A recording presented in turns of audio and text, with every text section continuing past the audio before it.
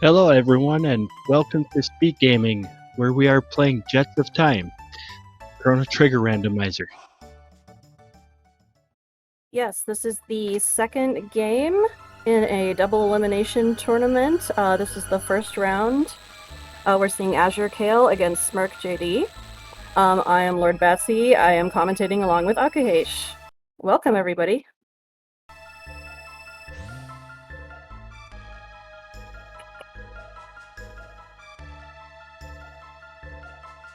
Got a Magus and Luca opening party.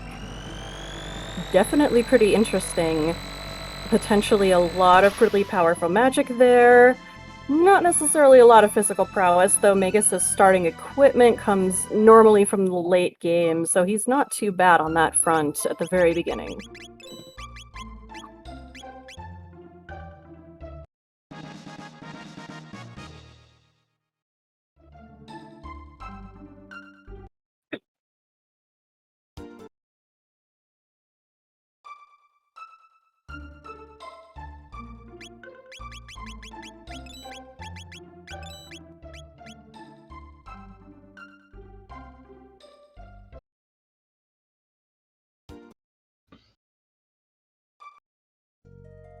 Got both players doing some early game errands. AzureCale jumping into the forest to do this Rolly Rider fight.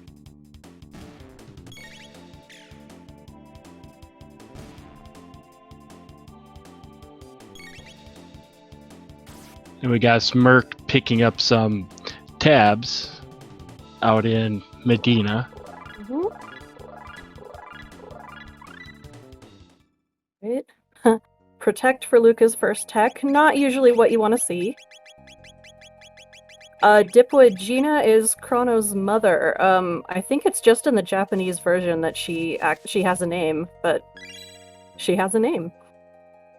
And as far as Jets of Time goes, I believe she will not be seen again. She goes into the gate and, well, I hope she's having a good time somewhere.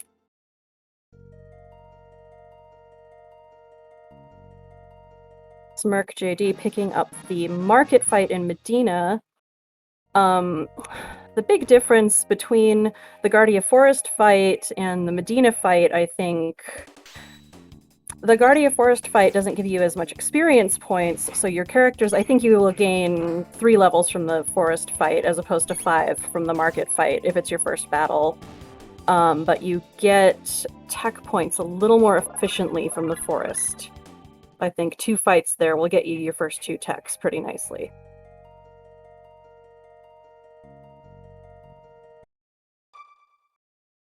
Looks like the Prism Shard is at Snail Stop. Yes, and I believe he did buy it too. Looks like he did buy it, yep.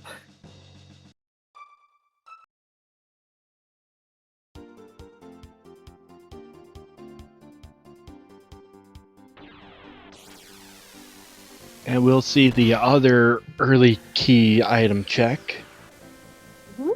Let's see. So the Carpenter's Wife has... as soon as she gets done threatening to punch her husband.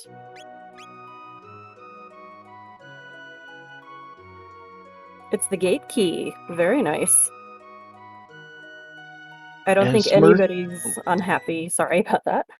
Oh, it's fine. The Smirk should know he can unlock magic for Luca and get her first 3 techs right away.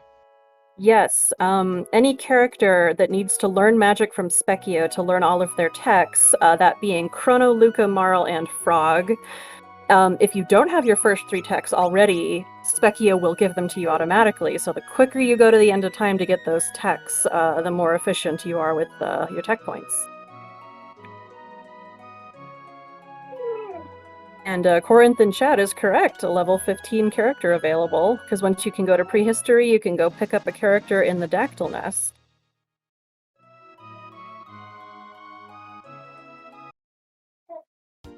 Looks like Smirk is gonna go pop over there. It's interesting, you don't usually see the gate key this early, so most people are just gonna go to the cathedral instead to at least pick up their 3rd character there. if not do the entire dungeon. So we could see this going in some pretty interesting directions pretty quickly.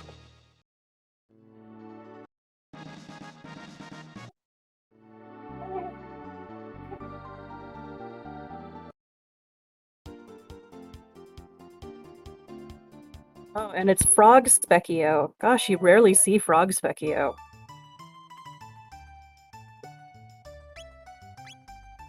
For Frog Specchio, you need your front character less than level 10.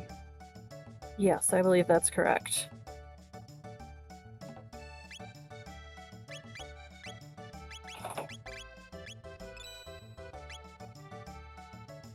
And the game looks for you to go straight across the door and into the corners.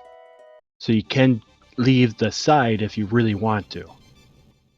That All is it true, is you swag. can. Yeah. The very first time I played this, granted I was a kid, so I was nowhere near as proficient at video games. I messed up Specchio's stupid laps several times, and I'm still just super paranoid. I'm not going to hit the corners if I don't hug the walls. Some people, you'll see them like, running in all these funny shapes, and I'm very impressed by that. And AzureCale is following Smirk to get his first 3 techs for Luca. Yep, definitely a good move. As she will continue to learn text from here on out.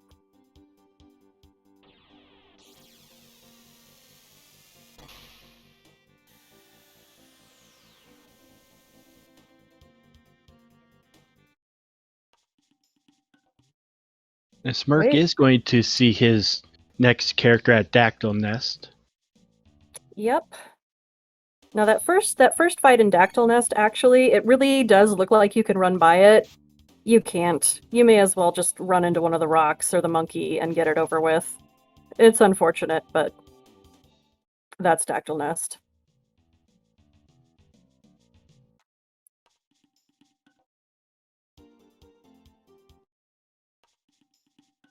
And yeah, AzureCale hasn't picked up magic yet. Maybe he wants to get this character first. There's a decent chance that this will also be a character that needs to visit Specchio.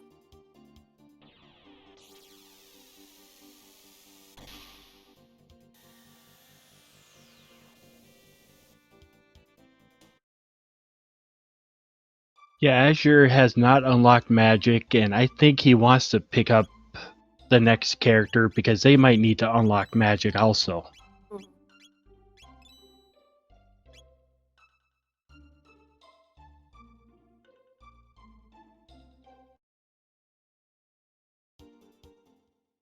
And Azure is going with Lost World strats, just running from everything until you get the character.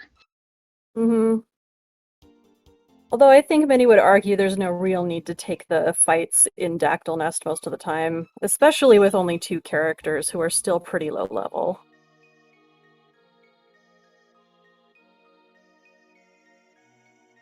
Alright, and Smirk has entered the cathedral.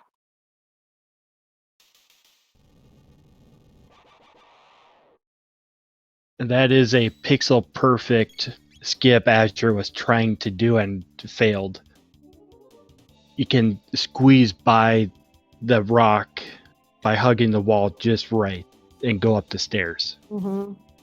A lot of runners call that the hardest skip in the game.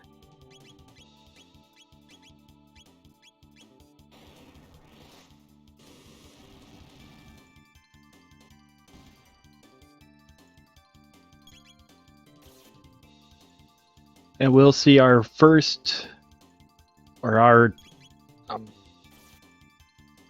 Ooh, nice ladder skip from Kale there. That's a tricky one too. Little easier than the one before it, but...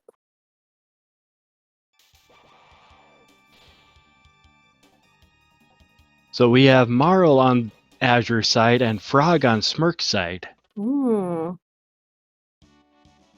Both of them need to unlock magic.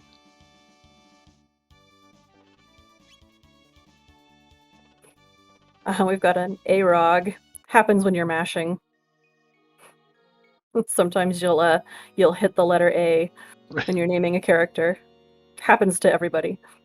Oh, it does. Mhm. Auka happens all the time too. Auka.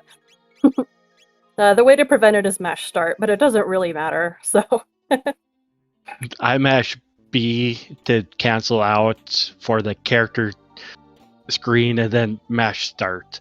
mhm.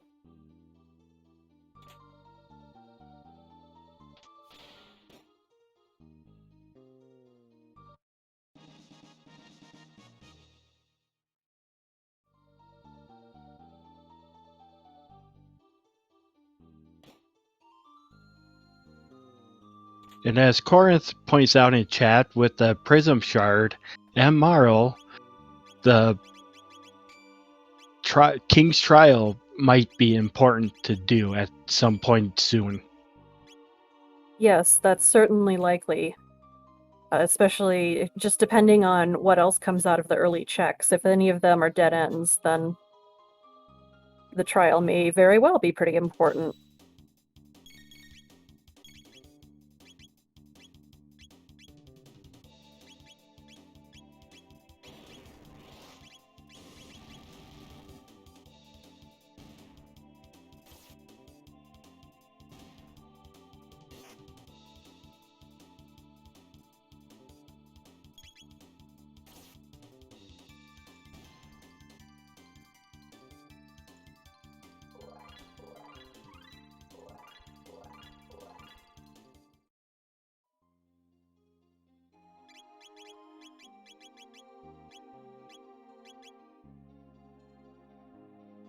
Right. Smirk has looted the left side of the cathedral. Gonna use some tabs.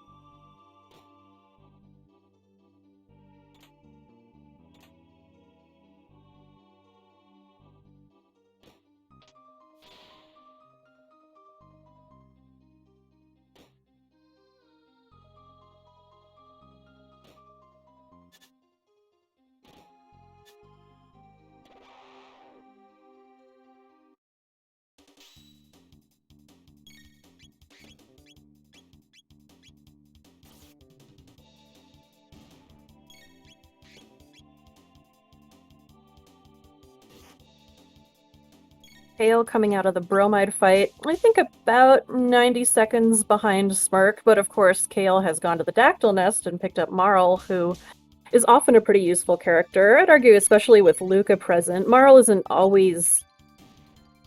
I wouldn't say she's the best character for Jets of Time on her own merits, but she has pretty good synergy with a couple of characters, and Luca is definitely one of them. So having those two together early is definitely something that I would be happy to have as a runner.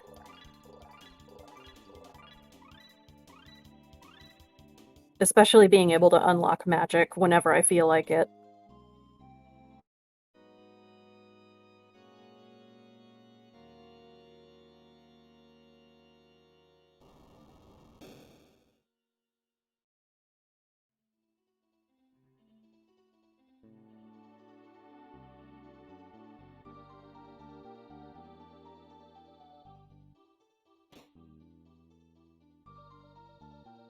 That early ice, too, is a huge boon.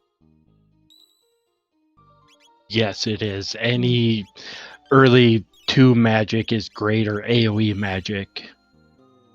And the enemies take extra damage to magic in this dungeon. Mm-hmm. Yep, if you're going to finish the cathedral, and there's sort of, I think, split wisdom on when you should and shouldn't finish the cathedral. I think a lot of players like to because there's going to be another character behind it. But any kind of spread full screen damage really, really helps. Even something that normally wouldn't be that good, like laser spin, that'll do it. That's fine. And we got Nisbel 2 as our random boss for the Nisbel cathedral. 2. Now, Nisbel 2 is a boss with great physical defense, and you can kind of do one of two things. You can hit it with lightning and then use physical attacks. The lightning will drop his defense, and the physical attacks will raise his defense, so you kind of have this back and forth. He'll also release stored lightning energy onto your party. Or you can kind of just throw magic at him, and if it's not lightning magic, he won't throw it back at you, and basically you're good.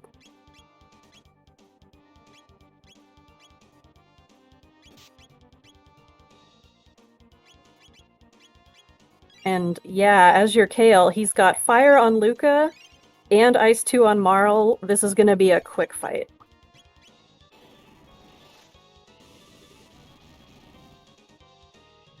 As Mian in chat is correct, the HP will be scaled down to something close to what Yakra has. Most single bosses, I believe, have between 100% and 150%. Vaguely, it's a little more complex than that. Of the boss that would normally be in that slot. And this boss slot has about 1,000 HP normally, so it can have up to 1,500 HP. Yep, and that's only at worst. Yeah, Smirk should do just fine doing fire. It's dealing 200 some damage. Yeah, I think that'll get Smirk through it fine. Of course, Kale with that Ice 2 on Marl, we see just how much quicker that got him through.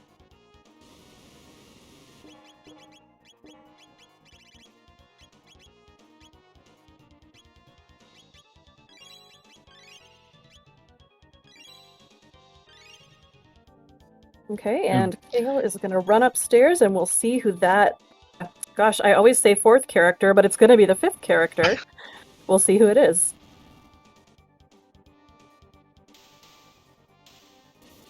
Alright, Nisbel is down on Smirk's side.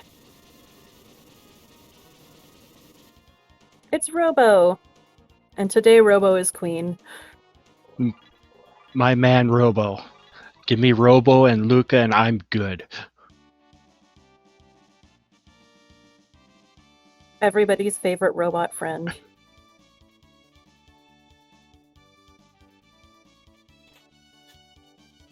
Yes, Robo has good synergy with Luca, pretty good synergy with Marl. Not a bad character to have right now. The problem with Robo is he's slow. His magic's not great, but you don't necessarily have to use him as a mage. I would say the speed is the worst thing about Robo. And Robo's ribbon gives +2 speed if you find that key item. Mm-hmm. That's a new thing for 3.1.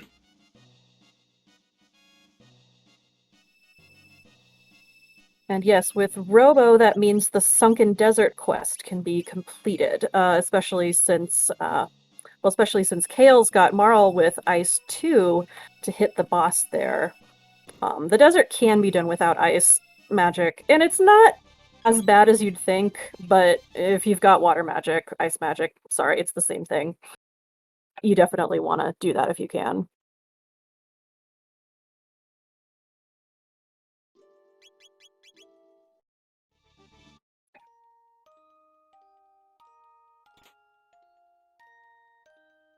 Did Kale save before coming in to do this? I did not see. Yeah, otherwise he's committing himself to the Xenon Bridge.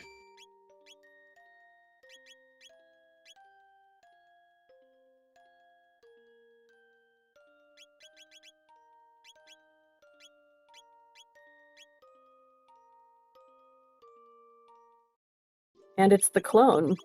I suspect... Okay, so Kale is resetting, but now he knows where the clone is. The clone is one of the Go mode items. There are a couple of different ways you can finish Jets of Time. You can have Frog in your party, get both pieces of the broken Masamune and reforge that, and you can go through Magus's castle, and that will take you to Zeal in the Ocean Palace. You can also get the ruby knife and the dreamstone and the gate key and go via prehistory and the Tyrannosaur to the Ocean Palace. Or if you get the clone and the chrono trigger and access to the future via the pendant item, you will finish the game by going up Death Peak and summoning the Ocean Palace, the Black Omen, and the Black Omen will be the final dungeon, and the last form of Queen Zia will be the final boss.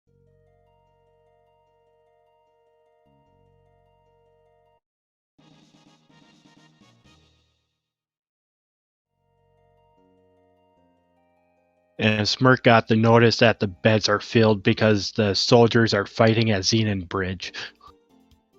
Yes, normally you can heal there in Guardia Castle, but if the game is in the state before the Xenon Bridge fight where Guardia Kingdom's army is just pushed back to their limit, they won't have room to help you.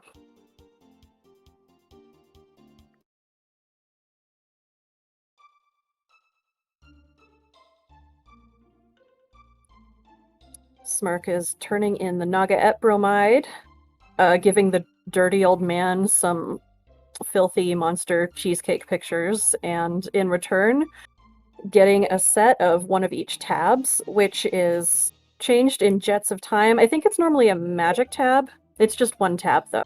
But in this version, you get one of each.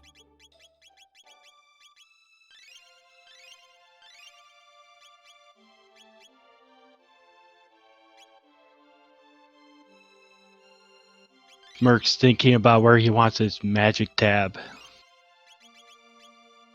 Kale is jumping into Hecarim Cave, which I think is a great move, especially with magic unlocked this early. Hecarim Cave will provide you with a lot of tech points going through it. So not only is Robo going to get that Uzi Punch unlocked, both of the girls are going to start learning their magic spells. Hopefully Luca will get Fire 2, maybe Flare, get Antipode 2 and 3 on the table. Those are really, really nice things to have early.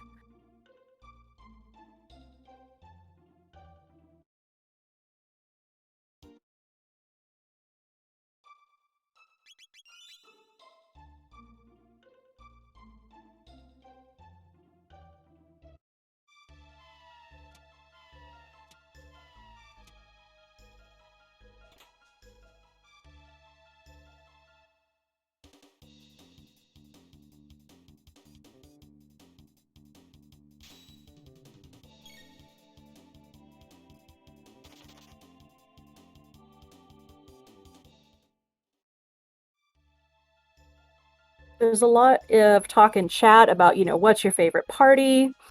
I think, when it comes to Jets of Time, I would argue that most parties, if not all of them, are pretty much viable, but certain party makeups are a lot faster than others, and when you're speedrunning, that's the name of the game, and so I think that's kind of the clincher when you're forming a party. You want a party that can work well together, but that can dish out a lot of damage quickly.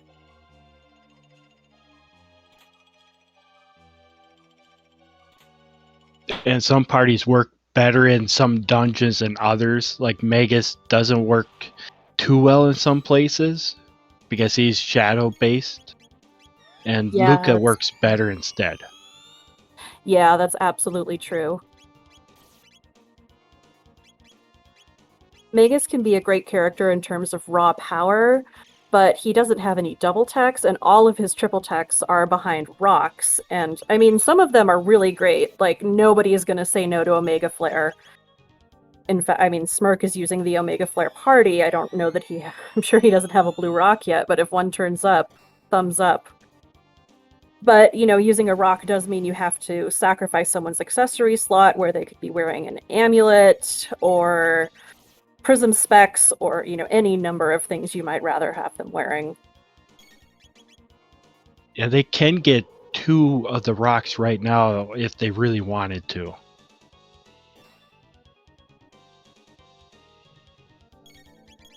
Yeah, that's correct. I don't know that I'd go super out of my way to grab rocks, but I mean, the one in Denadoro at the very least is quite easy to get. Yeah, and I always get that one because it's just part of the route. Yeah, I'd agree. There's no real reason not to. The bird will throw it at you, and it will probably hit you when you're in the right place anyway.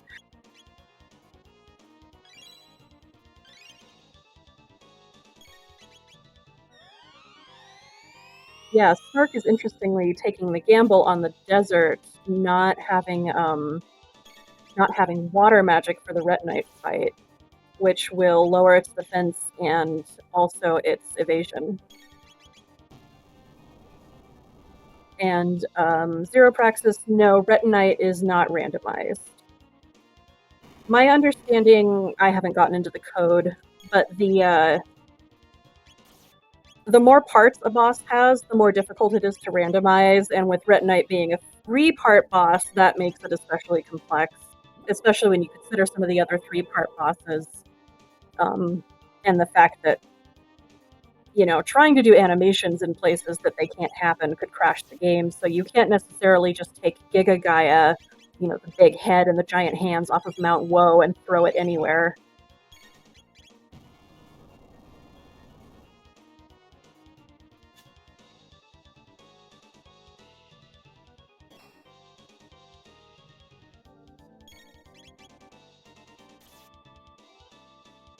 We got Dalton Plus on Azure's side as the boss for Heckran's Cave. It'll be interesting to see if he takes this. Dalton is definitely one of people's least favorite bosses to see in the randomizer.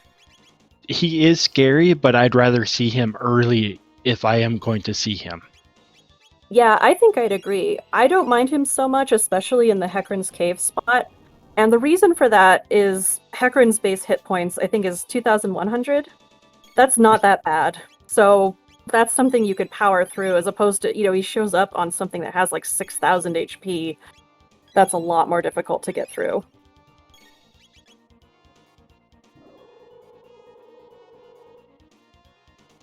Chad is pointing out that Dalton seems to show up in Heckran Cave a lot, and I agree, it really does seem to be his favorite spot. Well, he's with his friends that you need magic to take out. That is true. He's thematically appropriate, if nothing else.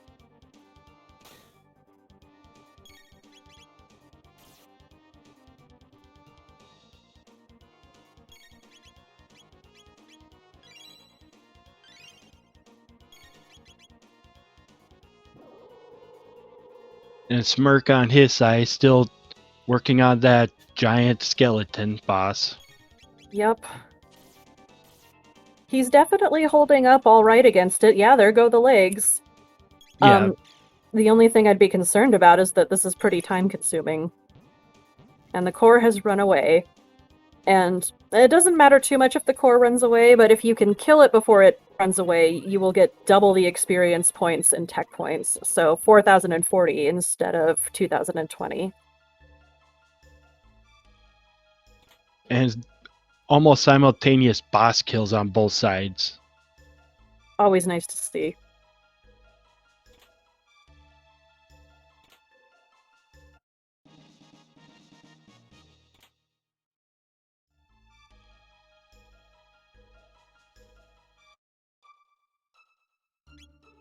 And Tabin gives us the Robo's ribbon. Robo's ribbon can be a little disappointing because, you know, it's not a progress item, but when you're using Robo, it's not so bad. When you don't have Robo and you don't know where he is, and you don't even know if you can get him, it can be a little bit of a punch in the face. Right, and the ribbon gives Sunshade's effect, which is 25% damage boost. Auto barrier, I think. But Yes. one of them, and sight it's scope barrier. ability. Yes, I think it gives him 3 speed? And 2 speed. 2 speed, okay.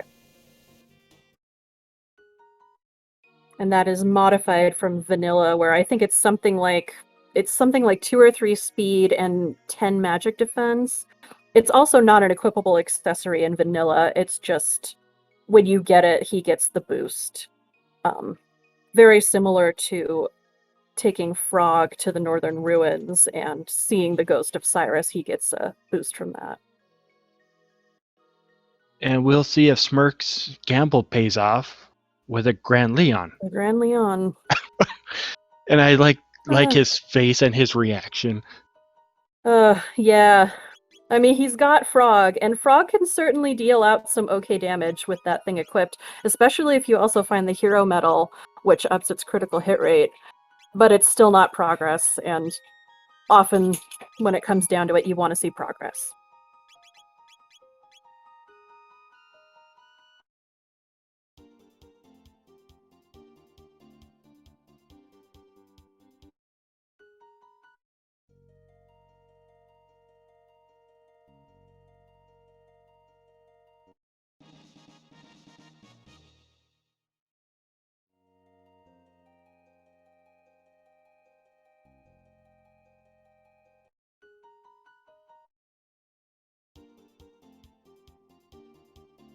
And Smirk just learned how to do a Legacy of Cyrus challenge that we are working on, where you need Frog and Magus, Grand Leon.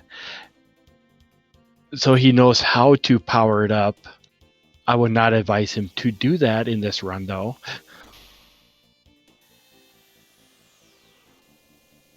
Yeah, I'd agree. Powering up your characters can seem very nice, and I've definitely fallen for that temptation before, but I think it's often just not worth that time investment. And someone timed me doing that, and it was 5 minutes, and that was really good timing. So it's a 5-minute time loss for 10 power and 2 speed. Yeah, and I mean, 5 minutes will absolutely make or break a race. The last race in this tournament was a 2-minute difference at the end, so there you go. In fact, you were in it, so you know that. Yes, I know that very well.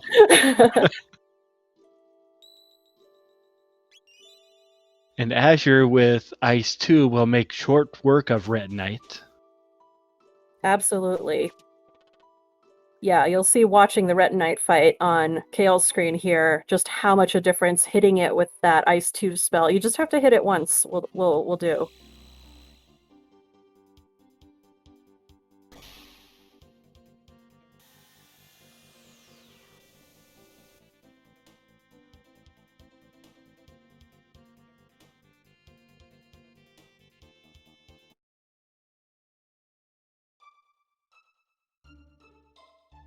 Looks like Smirk might be powering up Frog.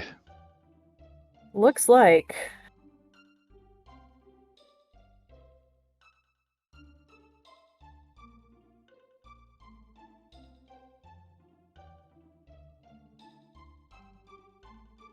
You know, I never go in there. I'd imagine that the Northern Ruins would at least have some pretty good loot.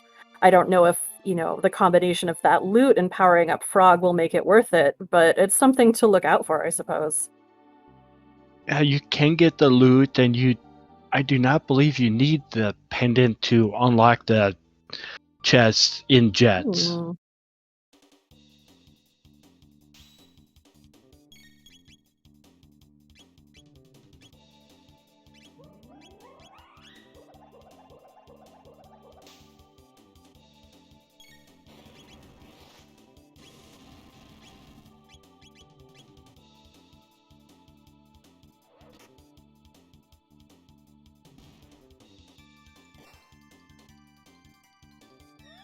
And only magic hurts these sentry guards. Yes, correct. You can't hit them with anything physical. And when I do this for Legacy of Cyrus, I wait until I have a AoE spell to take them all out at once.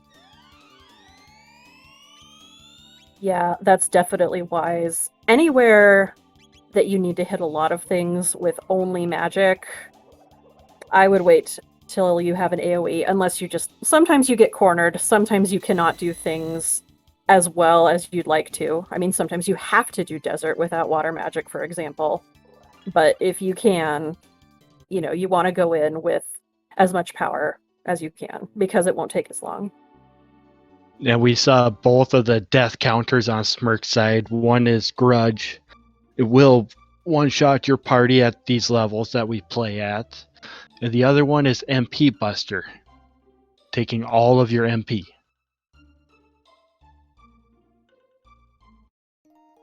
So Smirk is going to slowly go through this, and it might be more like 10 to 15 minutes to power up Frog. Mm-hmm.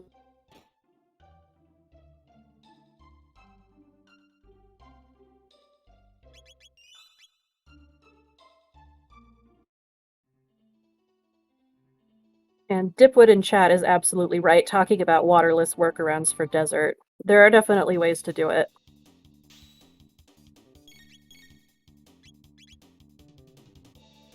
Does area bomb work on the ghosts? I imagine it should. I don't know that Chrono Trigger has a lot of, elemental damage, but it's physical. I think that if it's fire damage, it counts as magic. Yeah, that counts as magic damage. And they Yeah. will keep respawning until you take out all 3 of the encounters. Yes, you have to clear all of the encounters in the area that the carpenters can repair, and then it'll be clear.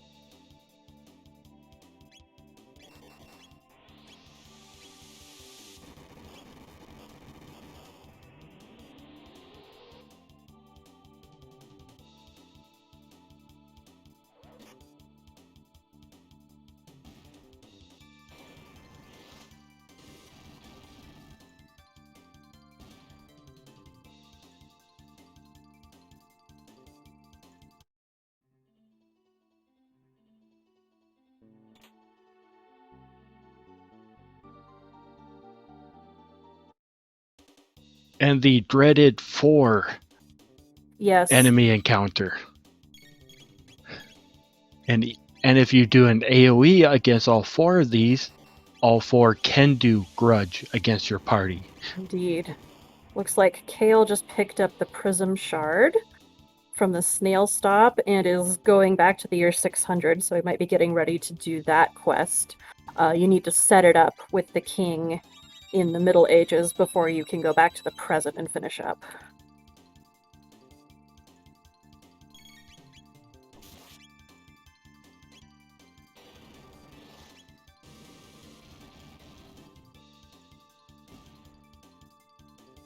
And with the Xenon Bridge, check how it is. The king is in his bed, but you can still turn in the Prism Shard. Yes, great developer foresight here.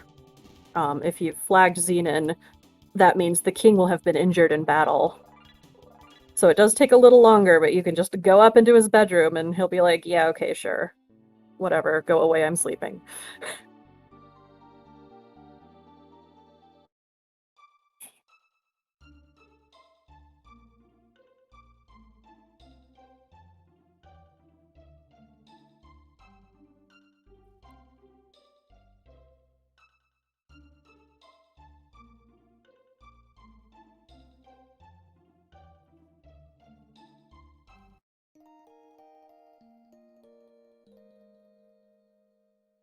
Kale popping into Denadoro.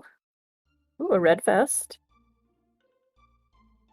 Always nice, especially if you're thinking ahead, having to do Son of Sun, who will dish out a lot of fire damage against your party, which can be mitigated by having equipment that helps block fire, that soaks fire, or honestly by simply being high level enough. But it's always nice to not have to wait until you're that high a level.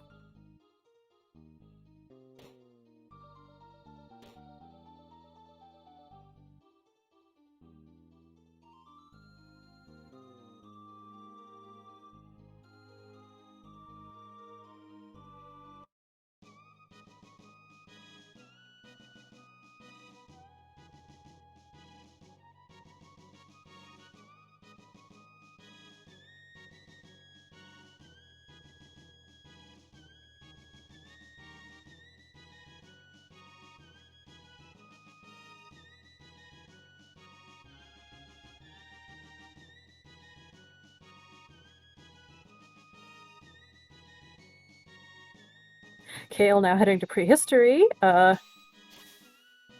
checking the shop, I guess.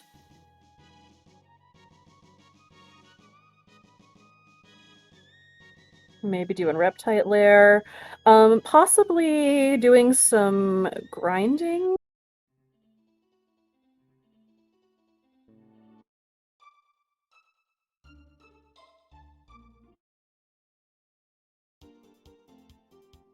Yeah, shoutouts to Zero Praxis for doing the tracking, which is definitely a lot harder than it sounds, especially when you're paying attention to two different runners who are not really taking similar paths right now.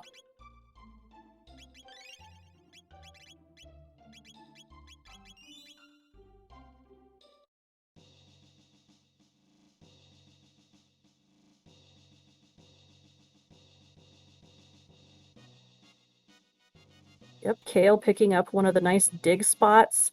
Those weevils on the first room of the reptile lair will sometimes dig alternate holes into the ground, and they can go into, gosh, 4 or 5 different rooms. And some of them have some really, really nice treasure in them. I've gotten prism specs like mega elixirs out of there. If you can get the weevils to do it, absolutely worth it. And in the room he's in now, the weevils can dig yet another hole, and you can get that chest on that right side. Yep, that is true.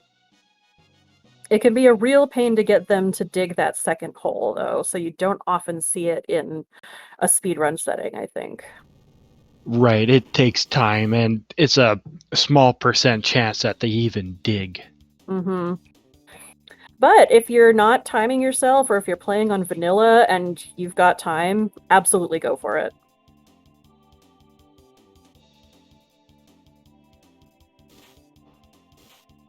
Smirk is going ahead with Xenon Bridge. These battles with Ozzy and the skeletons can have some pretty good loot too, so we'll have to see what they drop.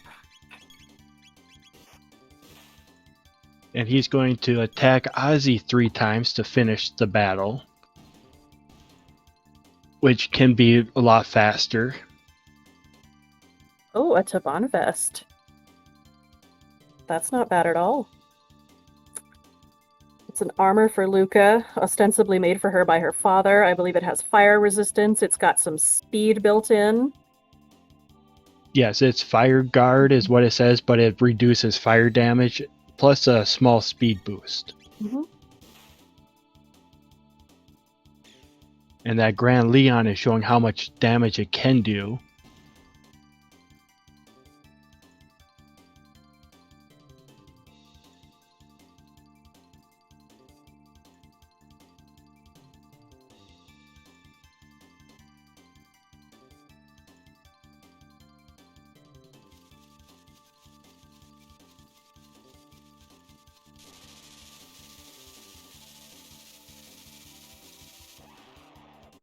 And we have a vanilla fight on the bridge. Okay, Vanilla Zombor. Yeah, with boss rando on, Xenon Bridge can actually be pretty scary, because what you can see here in Zombor's place is either one of the 2 Lavos spawns, either the basic one, I just call it the baby one, from Death Peak, or the Elder Lava spawn from the Black Omen, or any of the 3 mutants from the Black Omen, including Mega Mutant, whose spot has been removed in Jets of Time.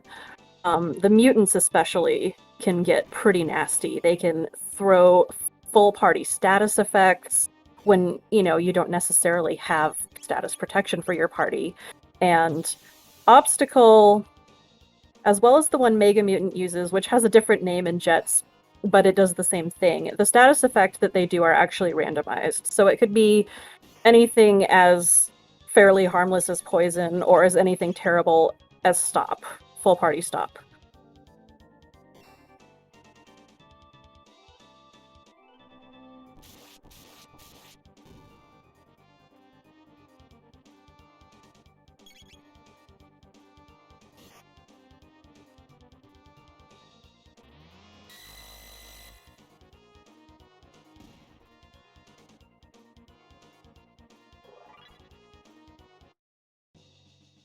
It's like Yakra at the reptile lair. It's always nice to see Yakra in a higher HP slot because he's still pretty easy. It's not quite a free fight, but it's close.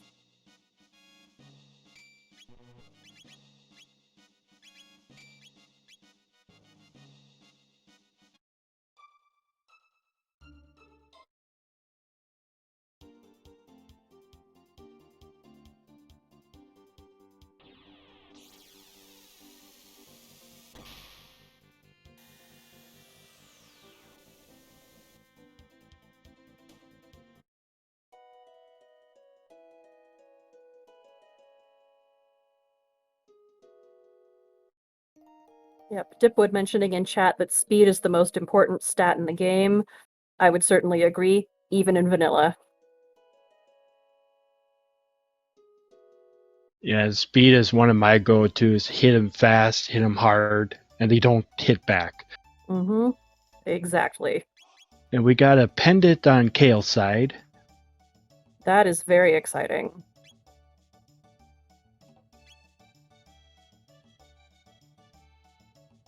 With the pendant, you can submit yourself for a trial, and once you finish the trial at Guardia Castle, you get to go through the gate into the future, meaning you've got future access, and you can do 3 more checks for key items, and you can get another character from Protodome, as well as, since we're playing with early pendant charge, meaning you don't have to go charge it in Zeal Kingdom on the Mammon machine, it just charges when you go to the future. You can start opening up sealed chests and doors, and there's usually some pretty nice stuff in those doors in the future.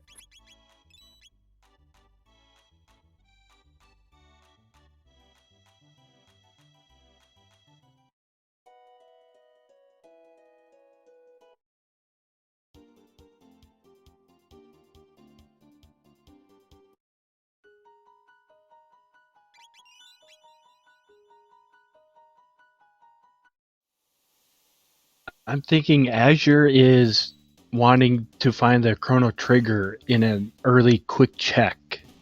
So he would have his full go mode set up.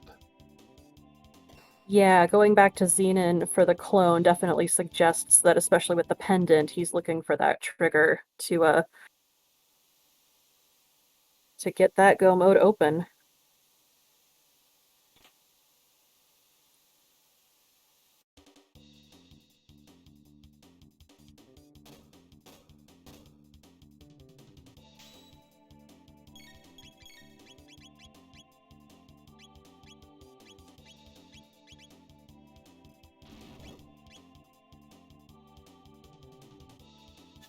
The Reptite reward was the pendant, yeah.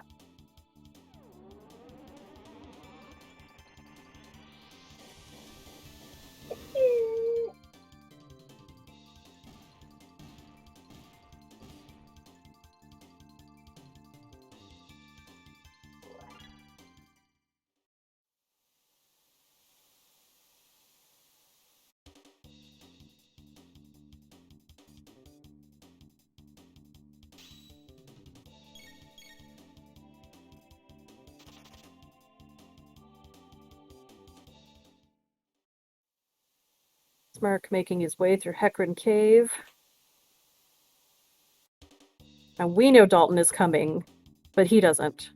So it'll be interesting to see what he chooses to do. And I don't know if Smirk knows how to deal with Dalton. So it's going to be interesting to see how he deals with it.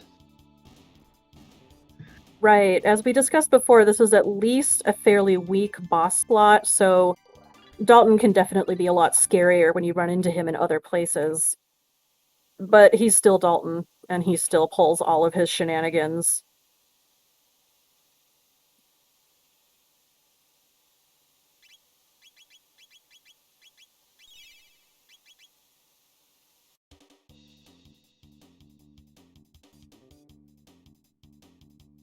Zero Praxis, I believe all of Dalton's elemental counters are spread.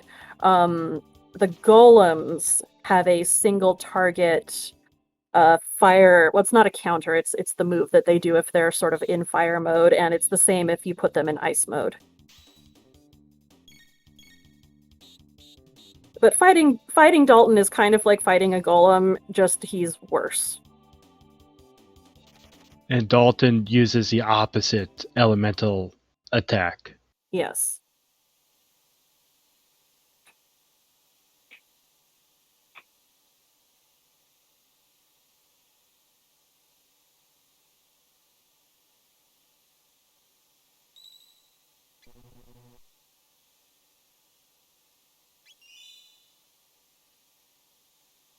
Yes, Dalton's physical counter is Iron Orb, which by itself can't kill you because all it does is cuts your HP in half.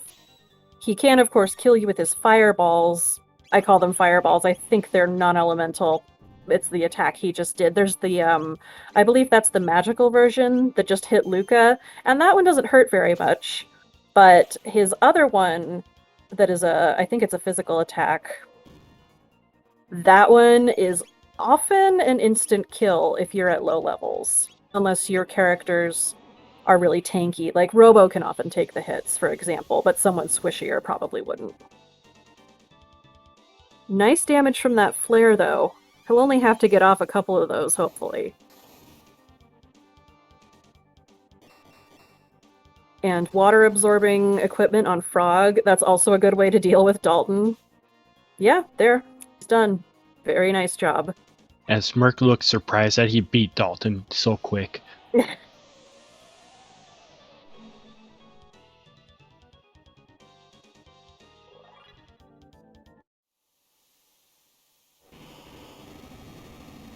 And we see Magus has been put in jail on Kale's side for his crimes in the past.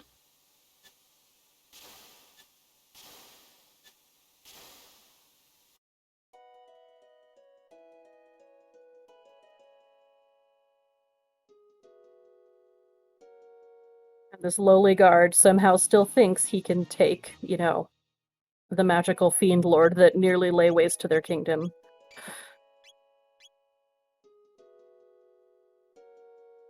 Smirk picking up the key item, which I think was Robo's ribbon. Yes, it was Robo's ribbon.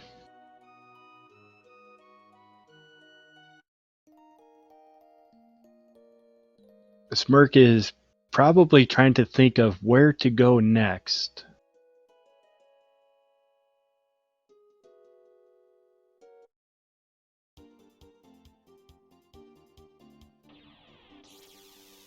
And we know where he should go. Absolutely. But I suppose that's the nice thing about watching instead of playing.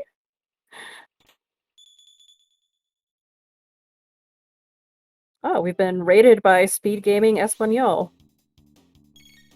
Hello and hola to everybody. Thank you for the raid.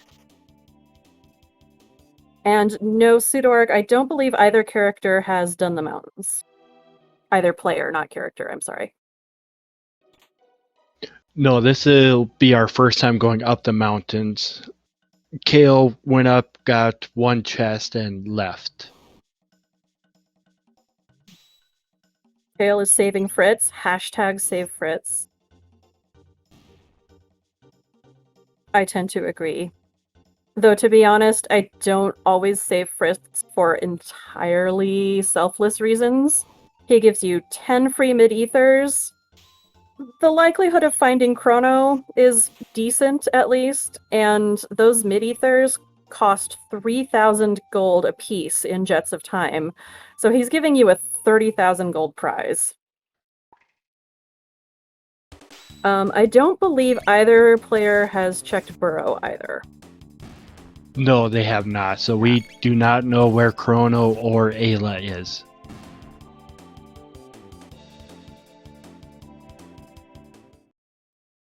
Yes, the mid-ethers are tied to Chrono specifically.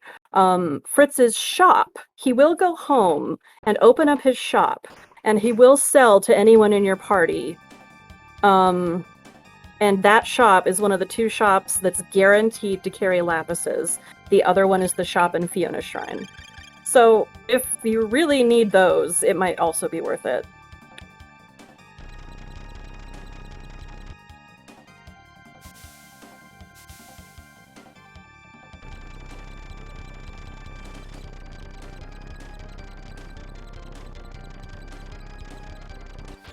Kale's gonna take on Dragon Tank, which I imagine is going to be a piece of cake.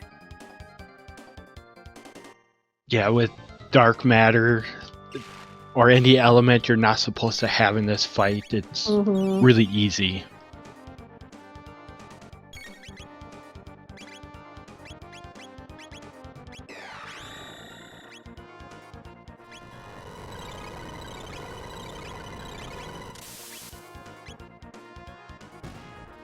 Yes, normally, I think it's just the head, but normally it's got immunity to lightning and fire. And the reason for that, I'm sure, is simply because in vanilla, your party for Dragon Tank is Chrono and Luca, and they don't want you using your lightning and fire on it. They want to give you a challenge. But Ice and Shadow? Physical? No particular resistance. Dragon Tank's always got some nice loot, too.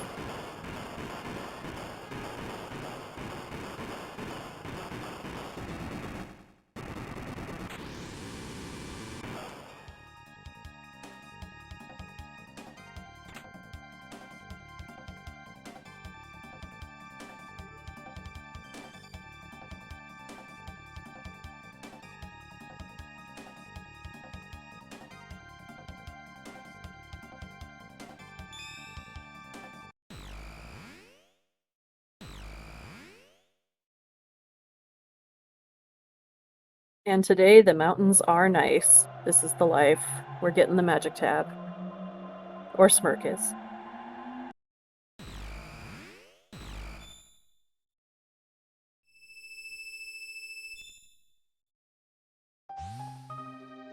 Kale opening up the first of the sealed doors.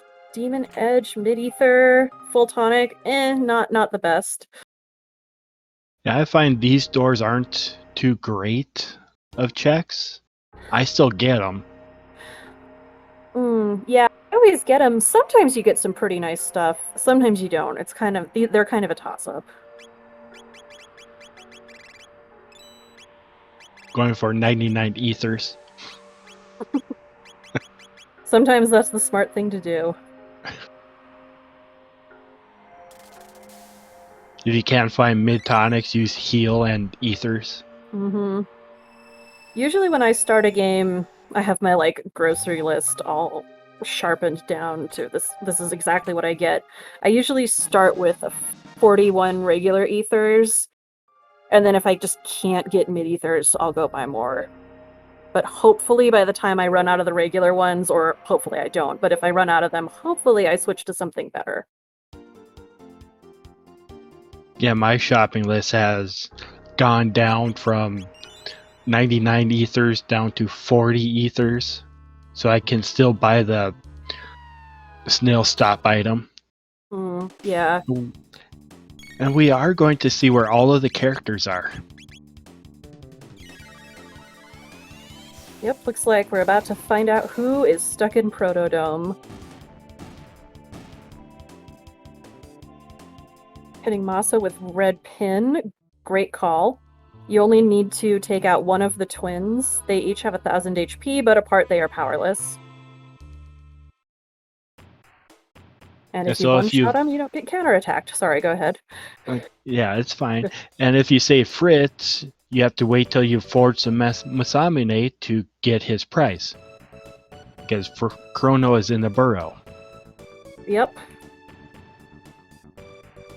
Okay, Smirk's got Atropos at Dendodoro there. She's really not too bad. In the vanilla game, you normally have to solo her with Robo. And, I mean, in my opinion, even then she's not too bad. She's not the, like, main boss of her dungeon. So, given that in Jets you're generally fighting her with 3 people, it's just almost never a problem. She does explode when you beat her, but as long as you're not in critical health, you should be fine.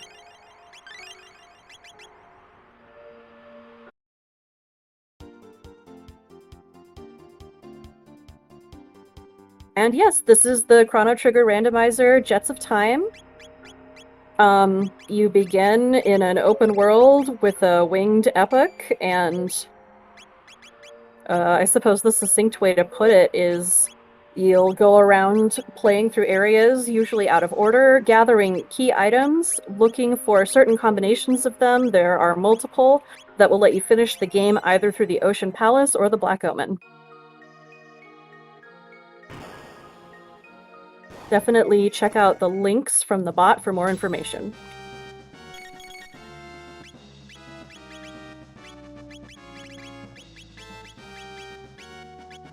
Yes, Zero Praxis is right. The overworld movement speed has been sufficiently increased.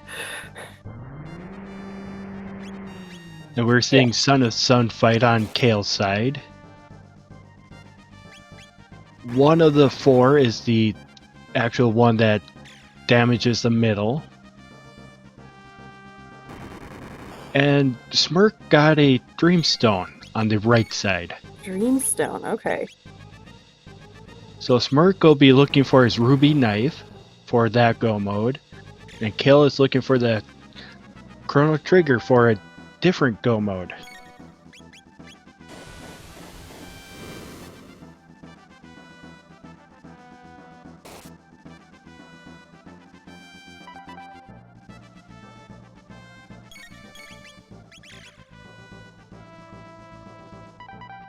Yeah, that 9999 damage and the 9997. I don't think I saw Kale get a Wonder Shot, but it might be from a Greatest.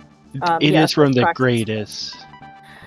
And how that works is it halves the HP of the basic enemy. It does not work on bosses, but the pillars are not boss material. Correct. So it halves it, and now it's at 5,000. One of my favorite things to do, just because I like the big number. Smirk is heading into the Tyranno lair. Which he can do, but he cannot open Zeal Palace without that Ruby Knife. Correct. It's possible the Ruby Knife is on Mount Woe. It's also maybe possible it isn't. I fully admit that it is absolutely possible to be playing Jets and start doing the logic and figuring out what items can be located where. I absolutely have trouble with that when I'm watching a stream like this and watching 2 different players, so I'm not sure what's on Mount Woe. Yeah, with that Dreamstone unlocking Mount Woe, anything can be on there. Well, there's the Hero Medal. And that opens up a check in 680 for a key item at Frog's Burrow. He can wave hi to Chrono. Yes, he can. Maybe bring him a sandwich. He's probably going to be there a while. And Smirk might not be understanding how some of these things work. He's working on his second handful of seeds for Jets of Time in total. Yeah, he is pretty new to the community. I absolutely respect him for being as new as he is and just jumping in. That takes a lot of guts. I won't say anything bad about that. Yeah, if this pans out, this could be amazing.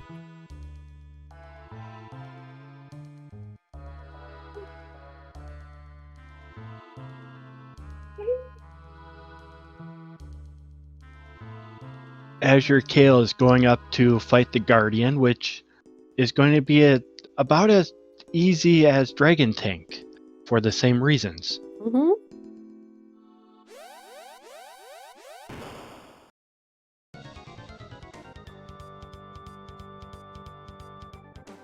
And Smirk is getting lost in the layer over there.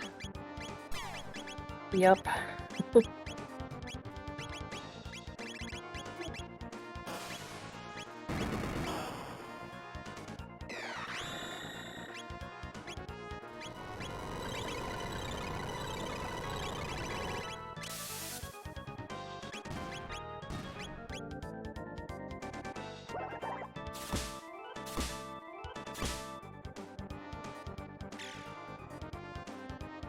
Yes, much like Dragon Tank, the Guardian has received a little bit of powering up in Jets, but it's not much. It doesn't take much to take it down.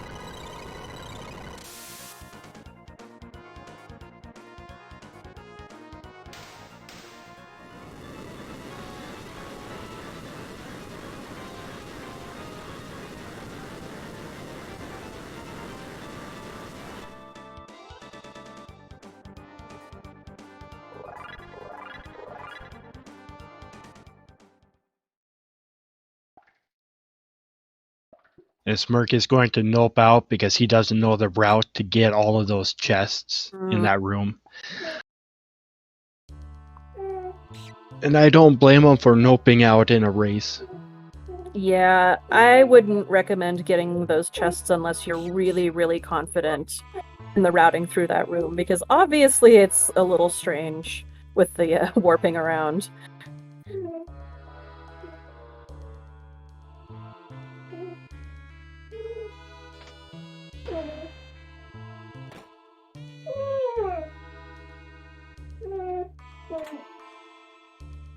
Full ether from that chest, nice. That one chest above the rats and the robot in Aris Dome often has something like pretty decent in it. Usually worth grabbing.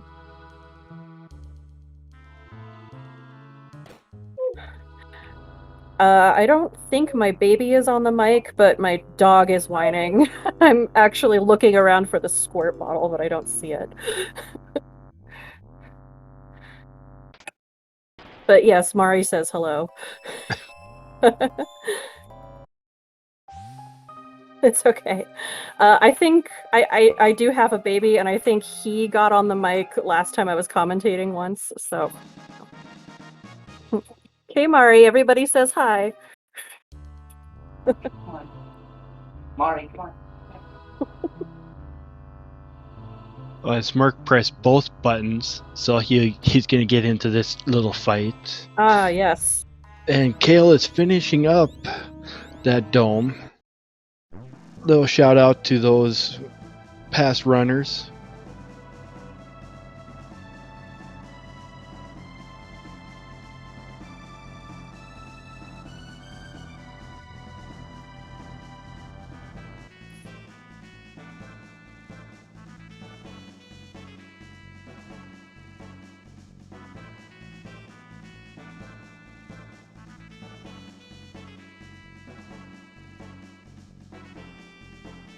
And I apologize, I looked up because we were moving the dogs around and I didn't see what was in those chests either. I did not see those chests either.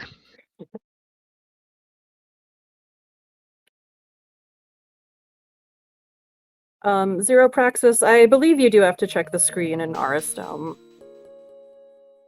It's what you would have to do in vanilla to get the item, which would normally be the jet bike key. Yes, going and seeing those runners on that screen is a trigger for Doan to give you the key item.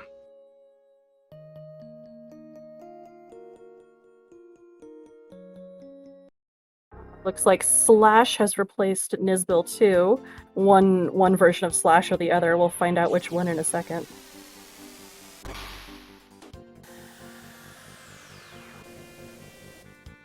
But oof, yeah. Ruby Knife over there on Kale's side looks like.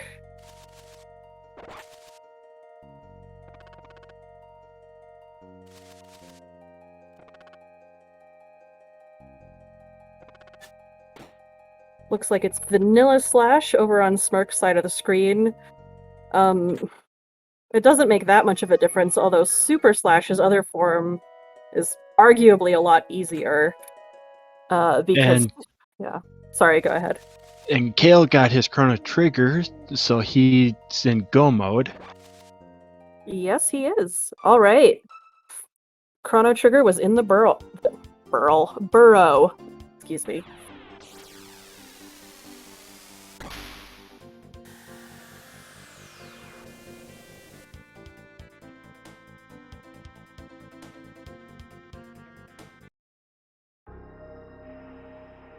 Heading straight over to Keeper's Dome.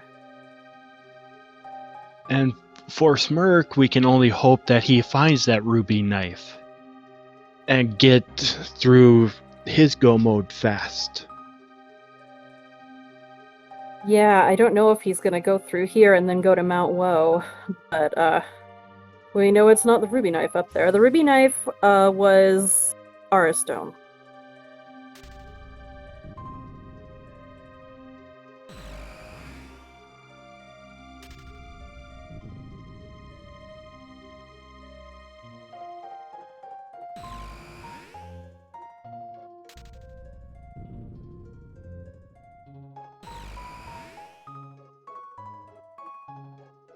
And so after this fight for Smirk at the end, he's going to have to travel back to prehistory, go through Reptite Layer, get his pendant, go to future, go to Airstone.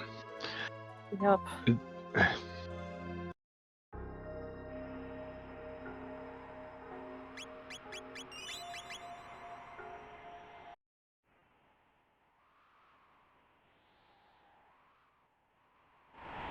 SGLIVE has entered Death Peak. Going for the swag tab. And gets it. Yeah, great job lining himself up with that tree. I think the key thing there is to learn via the snow pattern on the ground where that tree is going to be, like on the x-axis or whatever, so that you can just zoom right to it, or you can see it. And Smirk not knowing the enemy encounter skips. So we get to see a lot of the enemies that normally we would not be seeing. Nice skip there on Kale's side. That's a tricky one to get the timing on. Actually, I believe every encounter on Death Peak is skippable. Not the boss, obviously, but other than that, I don't think you have to take a single one. That is correct. Every one is avoidable. Unless if you want that chest on the bottom far left, then you have to get into that first fight. Yes, that's correct.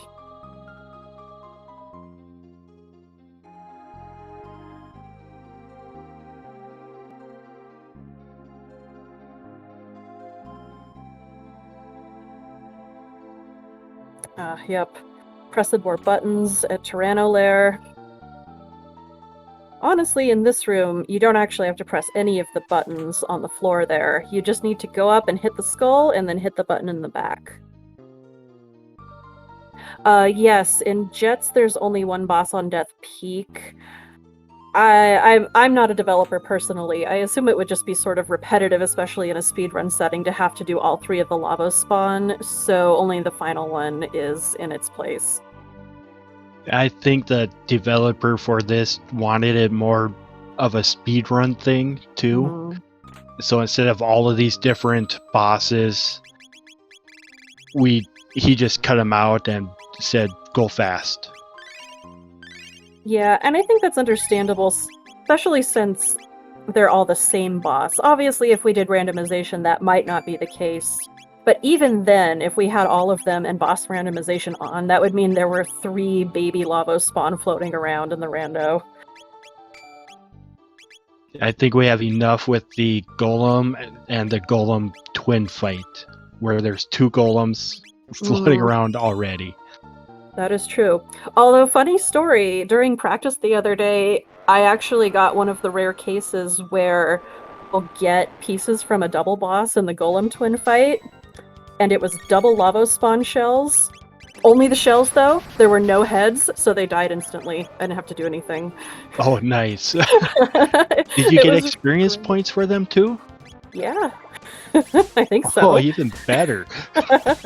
I'll never get that lucky again, though. Never. And I was just practicing. But...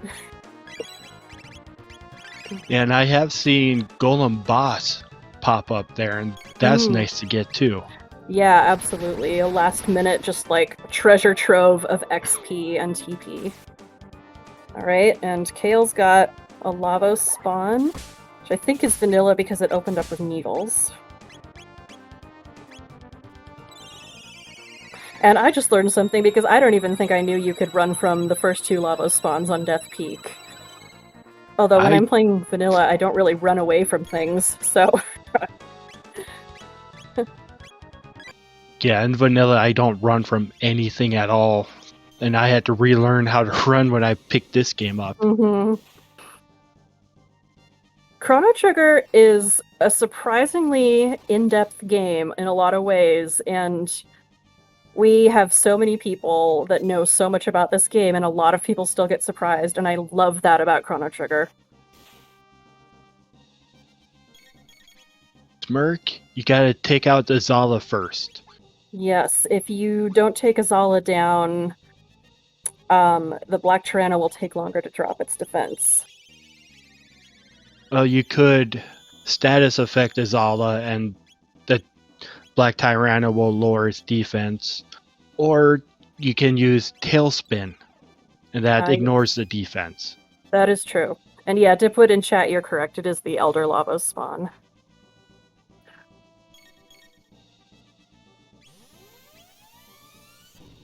Which does make a big difference. The little ones are not nearly as scary. The Elder Lava spawn can, as we see, really dish out the damage quickly.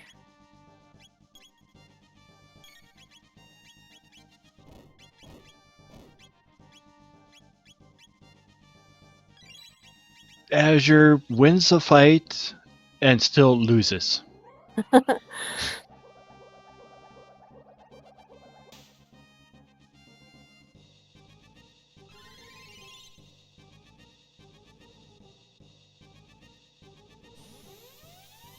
Dark Souls rules. Even when you win, you die.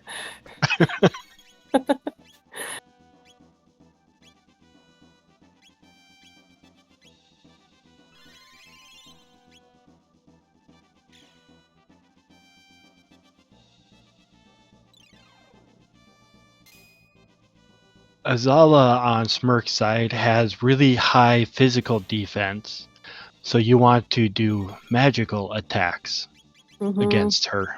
Yes, you do.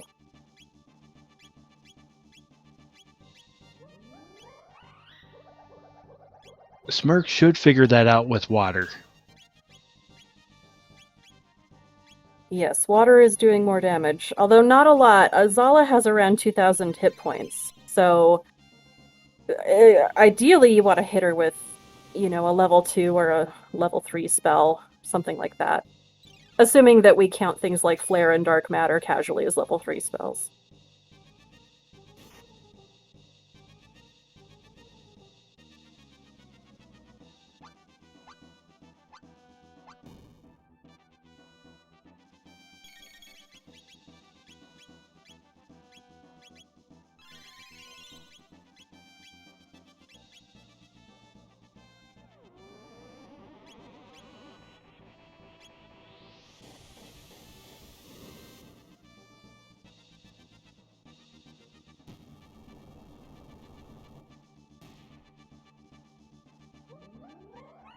So now Azala is down on Smirk's side, and Elder Lava Spawn is down on Kale's side. Yep.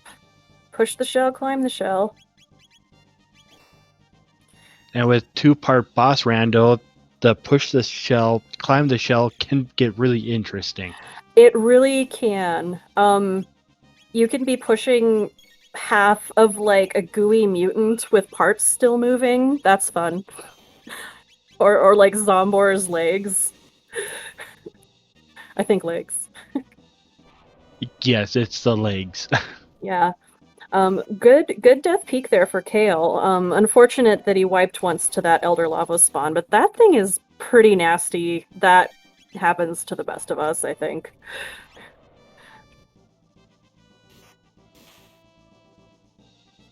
And Kale is going to go into the Black Omen with Luca, who burns the whole place down. Zero, I think Magus's base speed is 12. I think it's 11 or 12. I think it's close to what Chrono's is.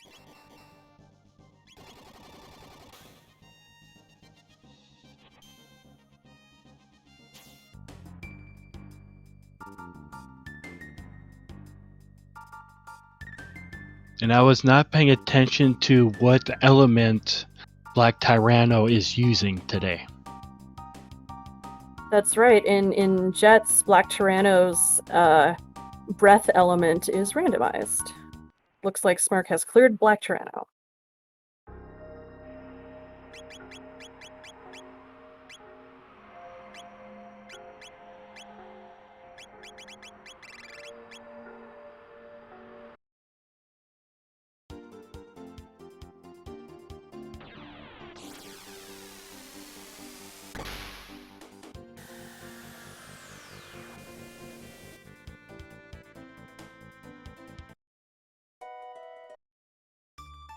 Kale stopping into Lean Square, probably for some last-minute shopping.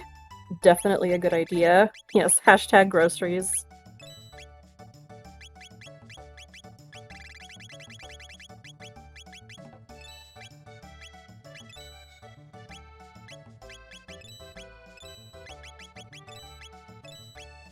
There is one shop on the Black Omen, and that is the new shop. Which can certainly have some pretty nice stuff. Really high-end items. Of course, they will be insanely expensive. But that being said, if you need any of your basic stuff, you want to get it before you board the Omen for sure.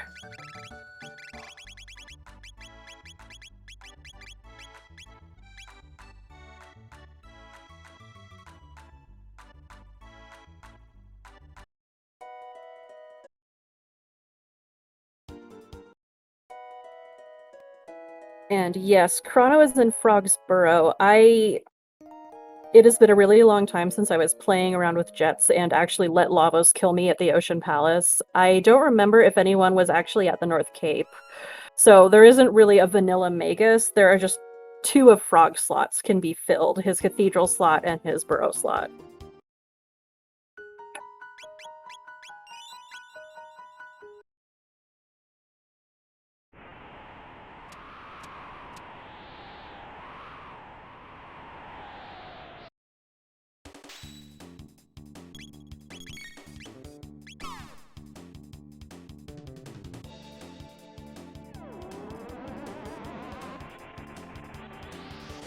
And Kale got Luca to be just fast enough to take out the turrets with very little damage to the party.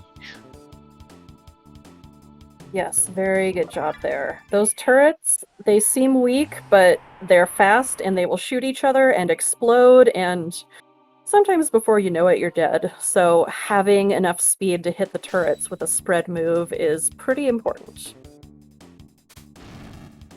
It doesn't need to be super powerful. I think they only have like 400 hit points or something, but...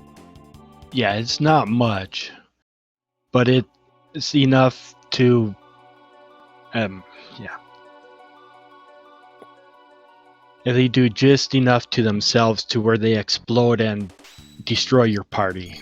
Yeah, their explosion damage is pretty nasty. So the Omen bosses are active, but Mega Mutant was removed. I believe that's the only one. The rest of them are still there. We may still see Mega Mutant in the shuffle, of course. It does exist in the randomizer, but its slot is gone. Yes, that is correct. That boss spot is gone, but part of the randomizer, boss rando. Mm-hmm. I remember the first time I played this through Black Omen, I was pleasantly surprised that the usual, beep gate wasn't standing there.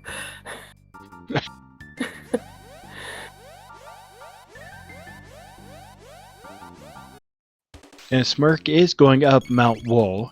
Yep. One of the longest dungeon areas in the game.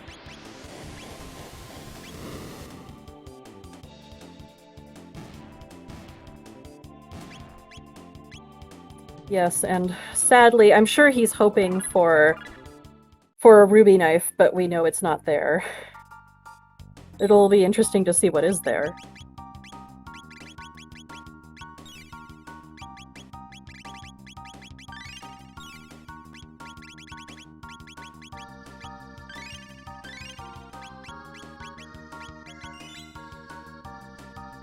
Yeah, pieces of the sword, the moonstone, maybe some jerky.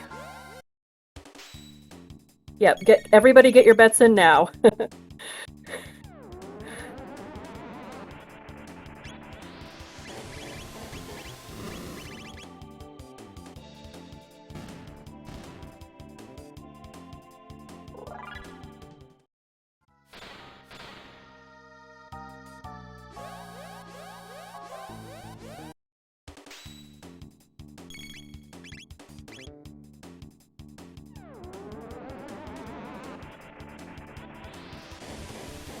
I like the Thomas Pop and Jerky and Giant's Claw. You get food and a drink.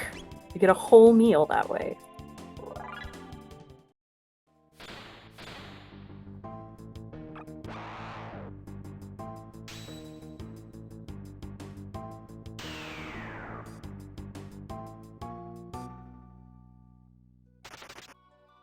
But one good thing about Mount Woe is all of the chests are very high tier items.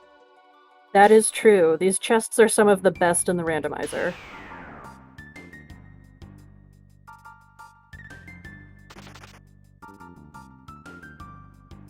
Zero Praxis mentioning doing a seed where the panels were dropping speed tabs. You know, since this is a randomizer, even enemy drops are randomized, and speed tabs are just the king of that, I think. That's the thing you want to find most.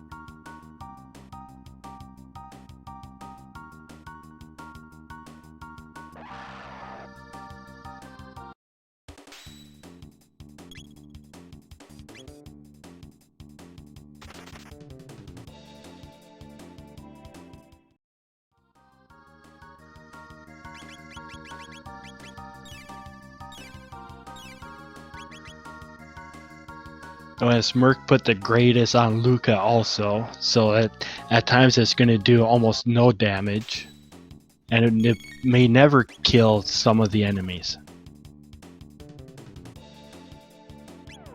Yeah, that is true. The greatest, I think, needs to...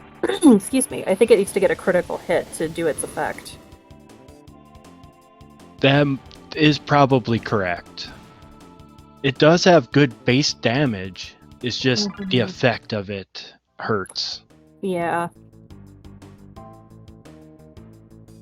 Honestly, though, Luca is a character that you don't want to be physically attacking in almost any case. There are a couple of cases where it might be a good idea.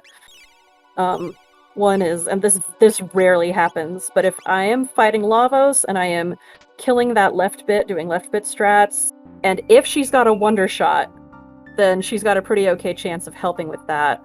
And the other is if I'm desperate enough to have to fight, you know, a Rubble or the Boss Orb and the sidekicks for TP. Again, you really... those can take a while, so I think you really need to be kind of desperate to take them. They do give you a lot. But they're really hard to hit, but Luca and Marl have really high hit stats because of their ranged weapons, so if you've got those two, then you can fight them a lot quicker than with some other parties. And I'll put the bands on Luca with the Wonder Shot, so she'll counter with her Wonder Shot damage. Yes, that's not a bad idea either. I feel like seeing Ruminators compared to Hydreigon in chat, don't they only have two heads? I guess there's Violus, right?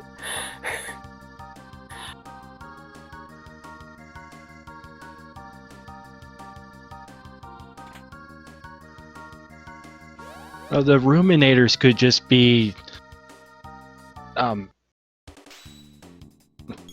early Hydras, where they just got their heads popped off once. True.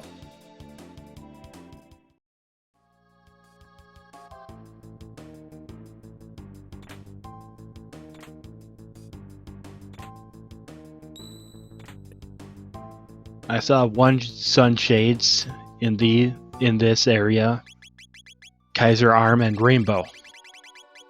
Yes, very nice.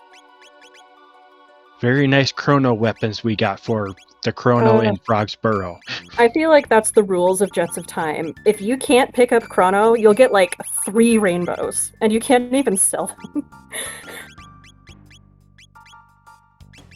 But yes, this is your sort of break room in the Black Omen. It's got the new shop. It's got the new that can warp you out, but don't. Amulet Full Tonic Elixir. Not the best. The amulets are guaranteed because status effects can still really wreck you in Jets. But I wouldn't say no to a couple elixirs. They really help in a pinch.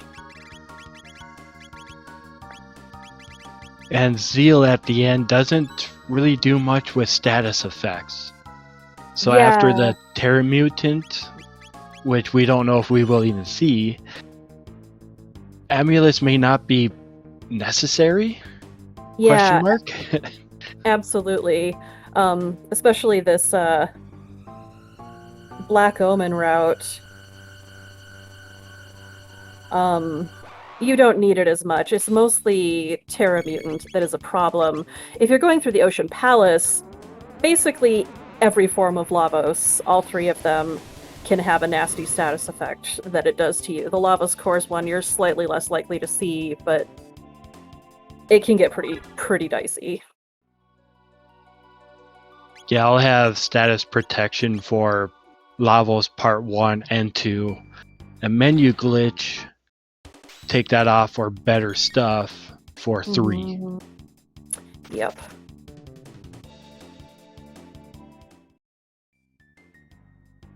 And yes, you are put on trial in this game, and they attempt to execute you, but it is not for robbing houses. And I believe menu glitch, yes, is a thing in vanilla. I think it... anyone can feel free to correct me if I'm wrong. I think it has to do with the game dropping battle flags, boss flags for a second, so there's like a couple frames where you're not in a battle state and you're on a like overworld state or something like that. And you can take advantage of it there. Hopefully we'll get to see it. There's a pretty easy one after the first form of Queen Zeal, so hopefully we'll get to see Kale do it in a little bit here. And Kale picked up a free amulet from that last chest. Very nice. And I will not turn down free amulets. Never. At worst, you sell them for 25,000. And that could be several elixirs. Yeah, absolutely. Yeah, the big menu glitch, the Lavos core menu glitch, is a little harder than the Zeal one, but that one can be really clutch. You need to hit the X button, or whatever your menu button is, right as the screen goes black. It's a couple frames after it goes black. Yeah. And with going with 60 frames a second, it's yeah, kind of and fast. I think if you hold the button, I think it'll give you your input for a few frames, so that gives you a little bit of a wider range to get it. And actually, so the Lavos core one, I don't know if this would work for anybody else, but for me, actually there's a musical cue. So if you're musical, they will play one measure of the music, which is a couple of arpeggios. I'm getting a little musically technical, but if you understand it, it's helpful. So right at the start of the second measure, hit the button. And it works really well for me. Smirk over there fighting Giga Gaia. It always starts out with these two AoE attacks. Yes. We don't often see Giga Gaia in these Jets runs. Honestly, Giga Gaia, Chrono Trigger has some really, really nice spriting and artwork. I am always really impressed the way they, took all these like Akira Toriyama designs, this legendary manga creator, and emulated his art style and his coloring style so well. And the animations are really nice too.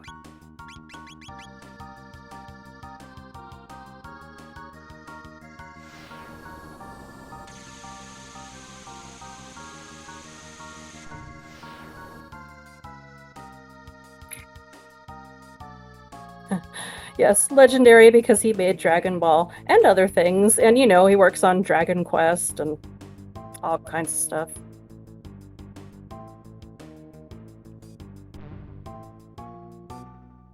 I forgot you can get in a fight with these eyeballs. Yes, only if you talk to them, I think, otherwise they'll leave you alone.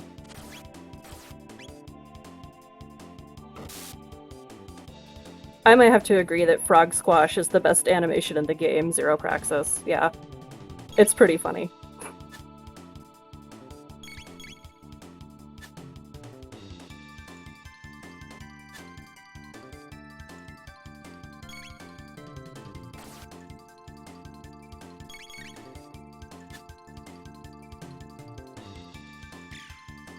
Okay, Giga Gaia's got his hands back. And they come back with half HP. Yes.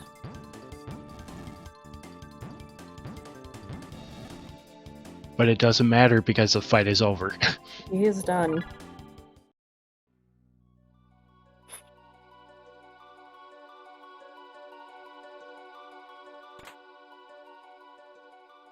Haste Helm on Kale's side there, Black Omen.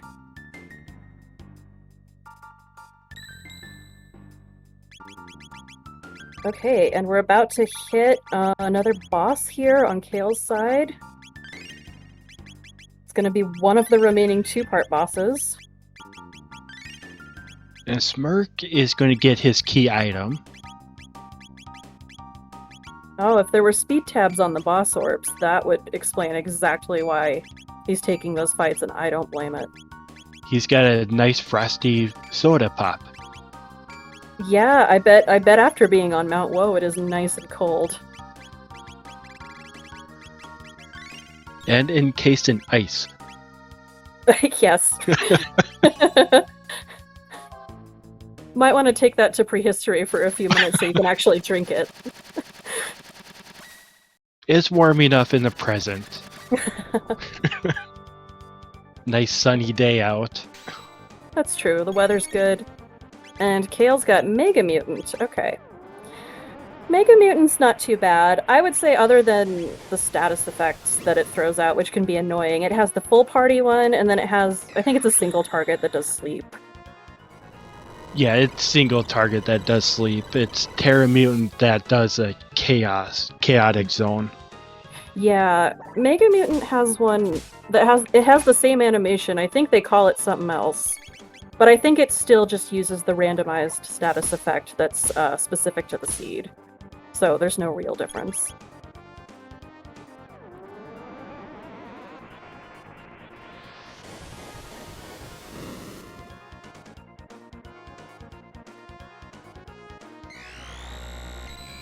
Oh yeah, it does have chaotic zone. Looks And like it's lock. Sorry. Yeah, I was gonna say that. And that's not hard to get around. Quick heal. Ayla has Kiss, but she's the one locked out of her techs. Yeah, luckily all you need is an inexpensive item to get rid of a status effect.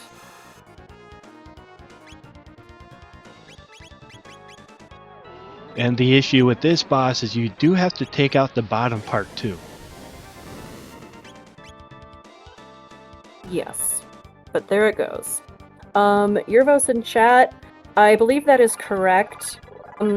Jets of Time is typically raced mostly glitchless. We do allow the menuing bug, but a lot of the typical glitches that you'll see in non-glitchless speedruns have been patched out. But I think there are options to play with glitches. I usually don't, so I don't remember, but... Yeah, in our normal race flags, we have a button that disable major glitches. So you could just not turn that on and play with those major glitches allowed. Or accessible. Yep. So we're heading into Giant's Claw.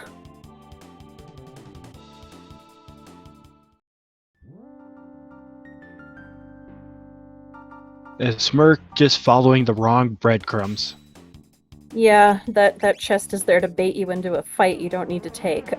This fight with the purple dinosaurs, the purple flying ones, is the only one you have to take.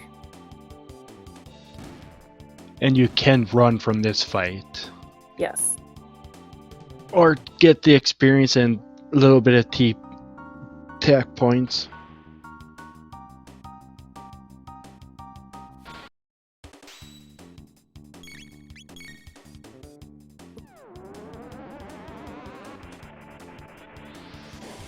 I remember when I was younger, it took me a while to figure out that the cat falling down the hole was basically telling you to jump in the hole.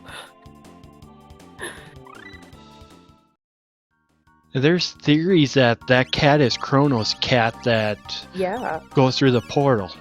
I personally believe that too. I mean, the cat does go through the portal at the end, and we know where that portal goes. It goes to the year 600.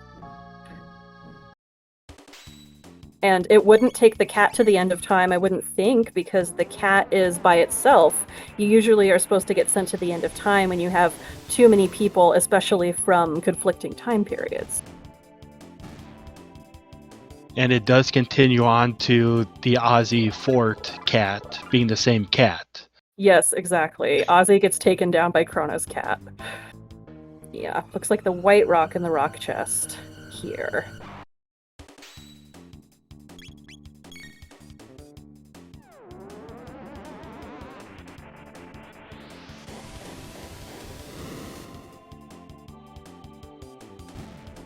Ozzy's in a pickle. Oh, now we're talking about food again.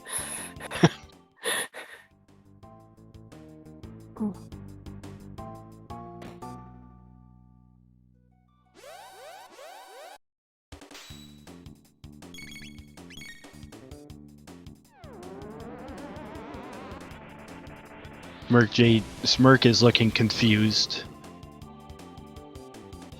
Yeah, it takes some time to learn the ins and outs of Giant's Claw, especially as opposed to Tyranno, because a lot of the stuff you need to do is backwards, including some of the buttons you need to press, actually. Yeah, the buttons are backwards. Which way you go in that one room with the 2 drop downs is backwards. Yep.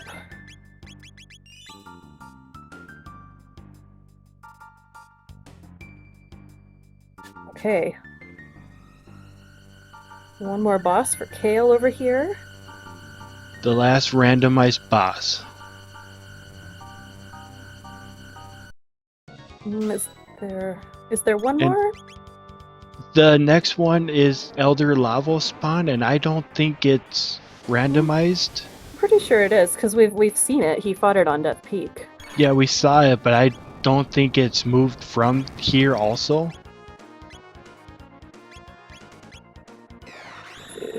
Smirk has got a golem over there.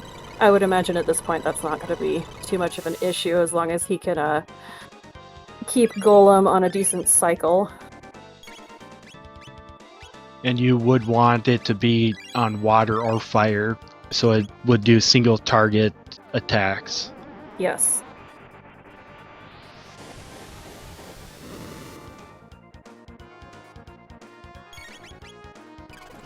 And golems as well, when you hit it with a new element, including physical, it resets its cycle. So, first of all, water and fire have the least nasty of its first attacks after it gets into the cycle. So kind of you want to leave it on that if you're going to need to let your ATB fill back up for a while. But if you do have someone who hits really hard physically, as Smirk has just done, you can do that hit, and then before it can do anything really terrible to you, just set it back to fire or water.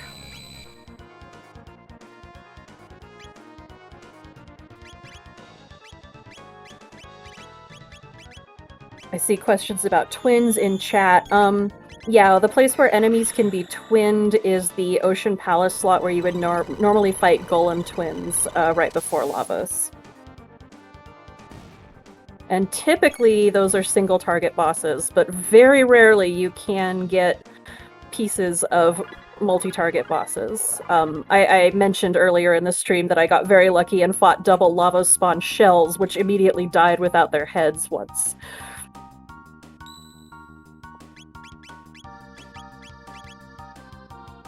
Alright, we're gonna find out what this key item is from Giant's Claw.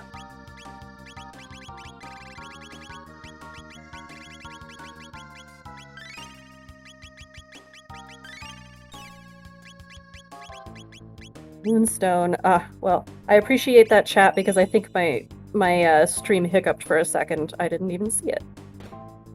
Yeah, I did not see it either. Yeah.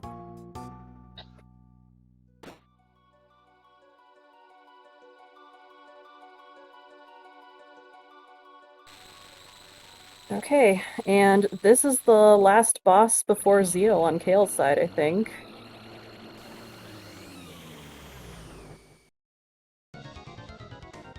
And yeah, I believe it had to be Giga Mutant or the Lava Spawn. When you're on the Black Omen route, and assuming you've done Xenon Bridge, you're gonna see all but one of the two-part bosses.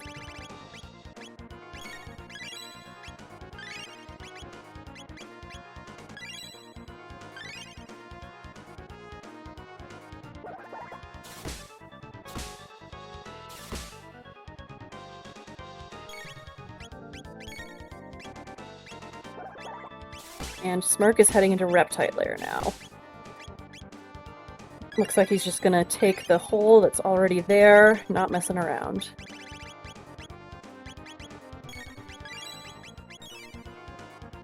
And yes, Smirk, after you drop down that hole, you have to get into the fights to keep going further. Yes. You know, one could argue, I guess, if the hole is right in front of you and the enemies are across the room, maybe it's faster to just click on the hole. But not by, I mean, not the biggest time save in the scheme of things. Yeah, really, it's whatever gets into the fight faster is the way you should go. Mm-hmm.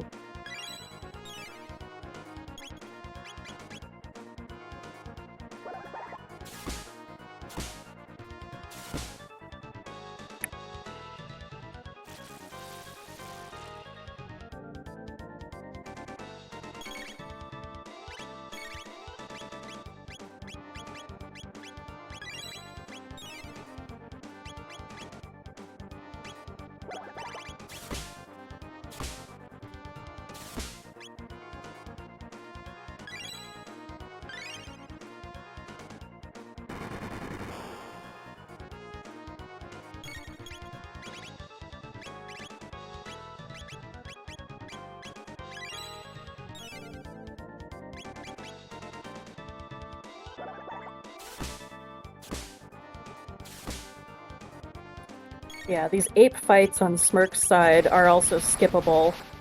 The timing for the first one, it can be a little tricky, but it's sort of like once you know how to do it, you can do it, but they have to not see you or possibly hear you. Yeah, how I skip it is I hold up right as I enter the room, go along the wall to the right side and wait till the second ape is looking down. And then go up behind it. That's how I do it too.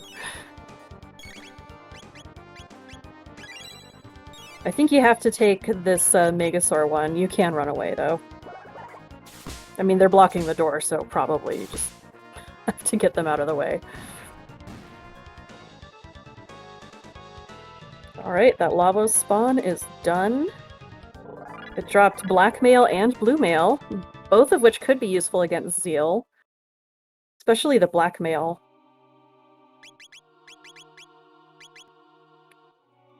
She does have her nasty water attack, but you want to not get hit by the nasty water attack. You're gonna get hit by shadow damage no matter what. And a little bit of lightning too, usually.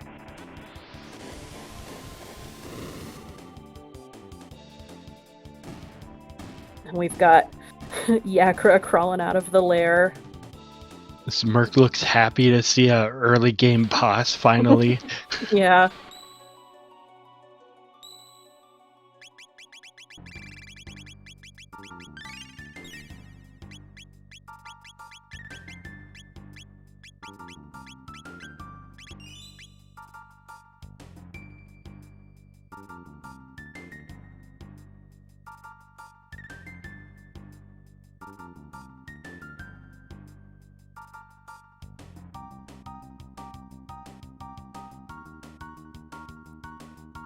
Is running and in chat, you guys talking about the boss themes, they are working on possibly putting that back in as a random theme.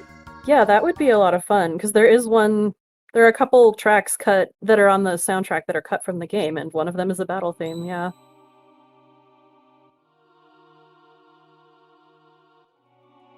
Okay, we're zooming in to the end game here on Kale's side.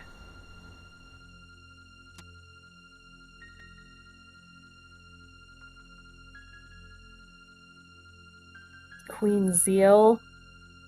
And how I fight her, I never see anything other than halation. Yeah, ideally that is all you want to see. Or if you're lucky and you're super fast, maybe you won't even see halation, but I've only done that in one of those runs where you get a ton of speed tabs off of something. Yeah, tons of speed tabs and doing near max damage. Yep. But no, she'll do halation. She's only got, I think it's 5,000 HP. Yeah, And it's 5,000. yeah, typically you want to just end her in a couple of rounds and then get the menu glitch right after this, which I hope we'll get to see. And you can just heal in the menu before you fight Mammon Machine.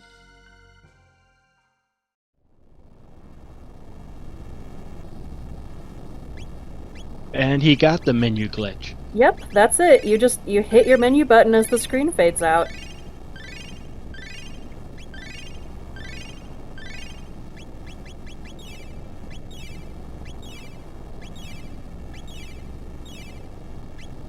Okay, so Smirk is unlocking the future now, going into the trial, getting Frog arrested.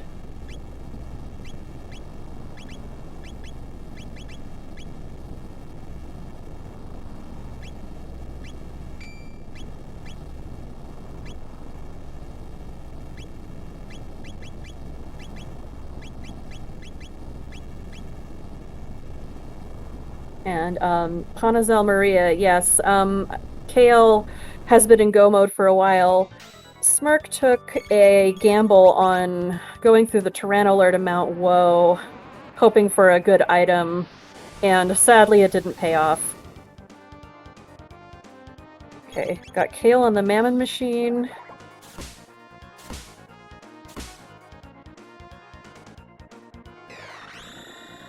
It's not the scariest boss, but it's definitely the one I worry about most in this group of 3 at the end of this route. I think it's harder to get the damage onto it in a timely manner than it is in the other ones. It is hard to get the damage to destroy it before it releases the energy, and even harder if you use physical damage. Yes.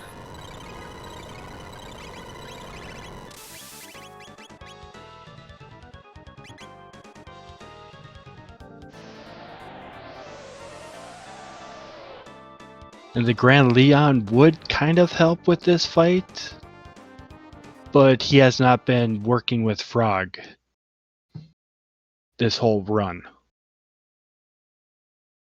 Yeah, I remember that if you hit it, it heals Frog, but I don't hit it with the Grand Leon. It heals Frog. I don't remember what else it does. It lowers its defenses a little bit too. Right, So okay.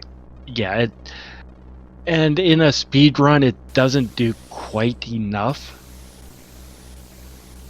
Yeah, I think if you're playing, vanilla and thus more defensively, it is fairly helpful.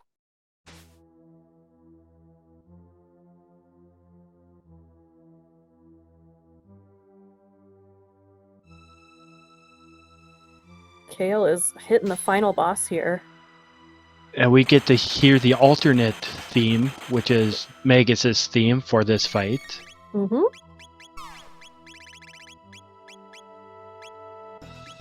If he is in the party, it will play his theme, because he's taking down his terrible mother. If you're not familiar with the story, I promise she's not winning any Mother of the Year awards. It's good.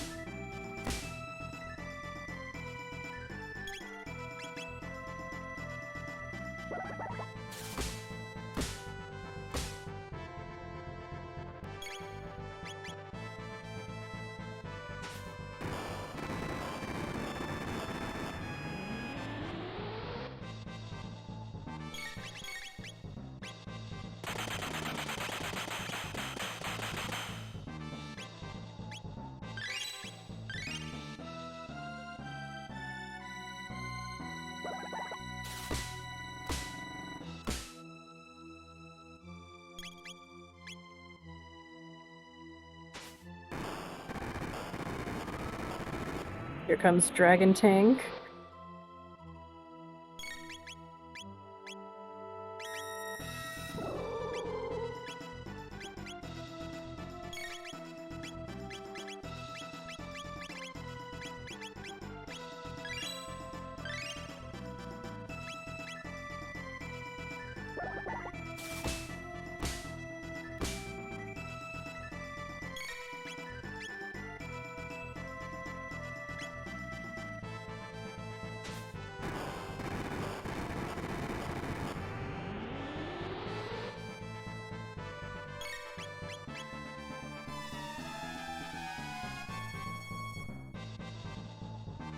Eurvos, you're correct. I think there is something weird with the head sprite that when it rolls out that it might not do in vanilla.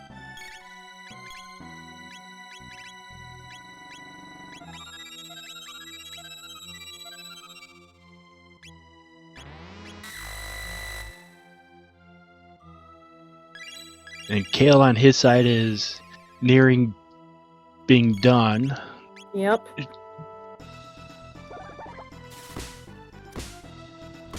You get Zeal down to half of her hit points, which is 10,000, and she'll do another Halation, HP to 1, and then an MP Buster.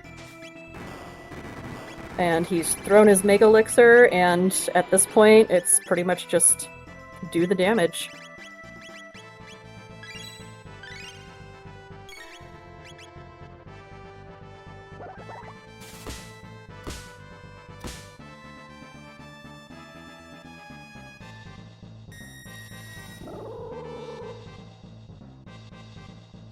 And that's something I hardly ever see on smercyd is a full screen of teleports.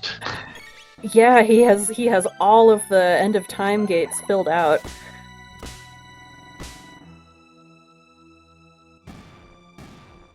All right, GG Kale. And the safe helm. It's always a little bit of a gut punch when the last boss drops you something really nice. But yeah, congrats to AzureCale. That was great.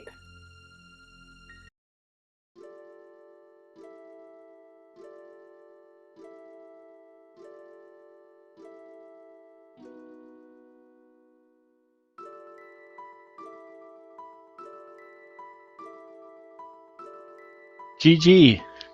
Yeah, GG. Congrats. Oh man, that's my first sub 2 in a while. And sub 2 is hard with this new boss rando too. Mm-hmm. Yeah, for sure. But yeah, that was a great run. Do you have any specific comments about your strategy? Anything like that?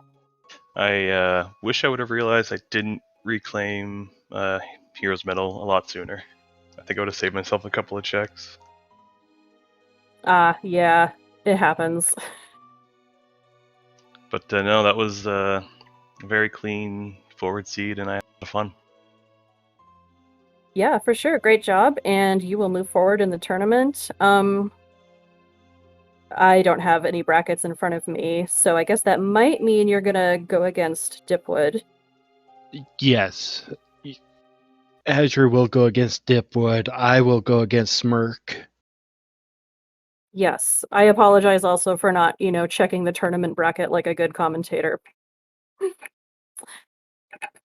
Oh, the bracket is why I volunteered to be here. Yeah, you had a lot on the line with this one, didn't you? Right, yeah. Yes, Smirk will face off against Akuhesh as well. I think those matches are coming in the coming week at some point here. It's a pretty tight schedule. Yeah, we have to be done with this next round by Wednesday. Okay. But yeah, GG again to Kale. That was a pretty clean run. I mean, there was that one wipe on Death Peak, but the Elder Lava spawn in that spot is pretty mean, honestly. Yeah, I'm never expecting it there. I'm still getting used to the 2 boss change. Mm-hmm. I was GG's very sad. Kale. I was very sad to be last placed Fire 2, and I was like less than 20 tech points from it going into Zeal. Yeah, I noticed that. That was unfortunate. But, I mean, you kept your damage up fine. So, even without the glory that is Blaze Kick, I thought you did a fantastic job. Haste Helm really stole the show. GG, Smirk. Yeah, GG's Kale. So, Welcome. thanks. Yeah, I followed a ridiculous bunny trail all over, and it was like, why am I not just going to that one place in the prehistoric? Um, but then I figured, like, after a while, if like having gone so far down this one path, I might as well just stick to it because if it happens to be the right thing to do, um, then that would pay out. But it wasn't. Yeah, absolutely. Sometimes the woe gamble does pay off, Sometimes it just, makes us feel woe. So, Boo. sorry. But it was really fun. I got to do a lot of things that I haven't done before. I was figuring out, like how to do a lot of it. So, like, oh my gosh, when I got to the Tyranno, the Black Tyranno, Mhm. I was like, oh my gosh, what do I even do? Like, and nothing's hurting it. What do I do? So that was fun figuring it out. Yeah, no, I mean, good thinking on your feet for sure. Thanks. Yeah, so you're gonna go ahead and face Akuheish. This is a double elimination tournament, so nobody has been eliminated yet. Hooray! Yay. So, yeah, good luck to the both of you. Thank you. Thank you. Thank you. Yeah, I'm excited to race against Aku just because he's kind of who brought me to the whole Chrono Trigger community. So, um, yeah, I'm really looking forward to it. Oh, cool. That'll be a good race then. Yeah. Very nice. Yeah, we'll discuss our times when we can race at sometime later on. Yeah, sounds good. Yeah, okay. But yeah, I guess we're good. Any final comments from our runners? Thanks everyone in chat for being a great chat to interact with. My only comment would be if you ever enjoyed playing Chrono Trigger, you should definitely come check out Just the Time. It breathes a lot of new life into the game, and it's a lot of fun. Yeah, it really is. I agree with that 100%. Yeah, No, sorry, go ahead. I was gonna say I'm gonna echo that too, and I'm a great example here because I'm like brand new to this whole thing, so I am loving it. It is a blast. The boss shuffle is very challenging, and then there's other modes and stuff, and they're all so much fun. And definitely big welcome to anybody who's interested. If you're a Chrono Trigger fan at all, like it's super fun. So Absolutely. Like I know I'm a person, and I'm sure I'm not the only one who played like way too many hours of this as a child, like unhealthy pink news specchio hours of Chrono Trigger as a kid, and it is a blast. I mean, obviously doing that, I learned a lot about the game, and it's so much fun to jump into jets with all of this. I do have a lot of knowledge here, but then you have to learn to use this knowledge in really interesting new ways. It is so much fun. So yeah, absolutely. You can check out the website, jump into the Discord. Everyone is super friendly. It is so much fun.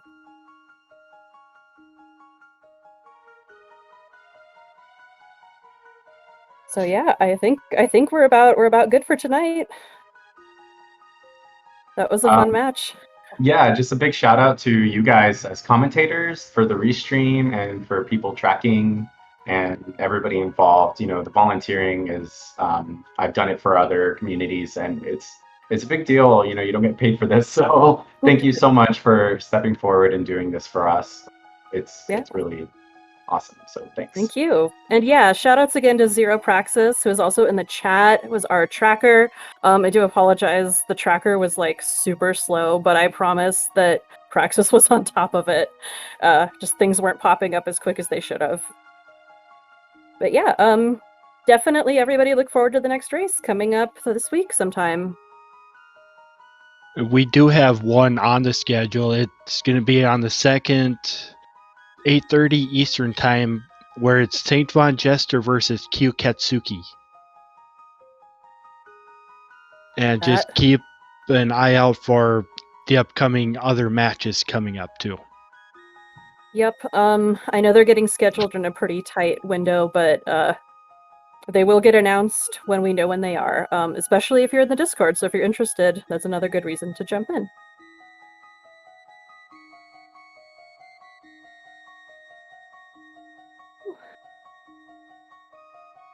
But yeah, already I think we're about done.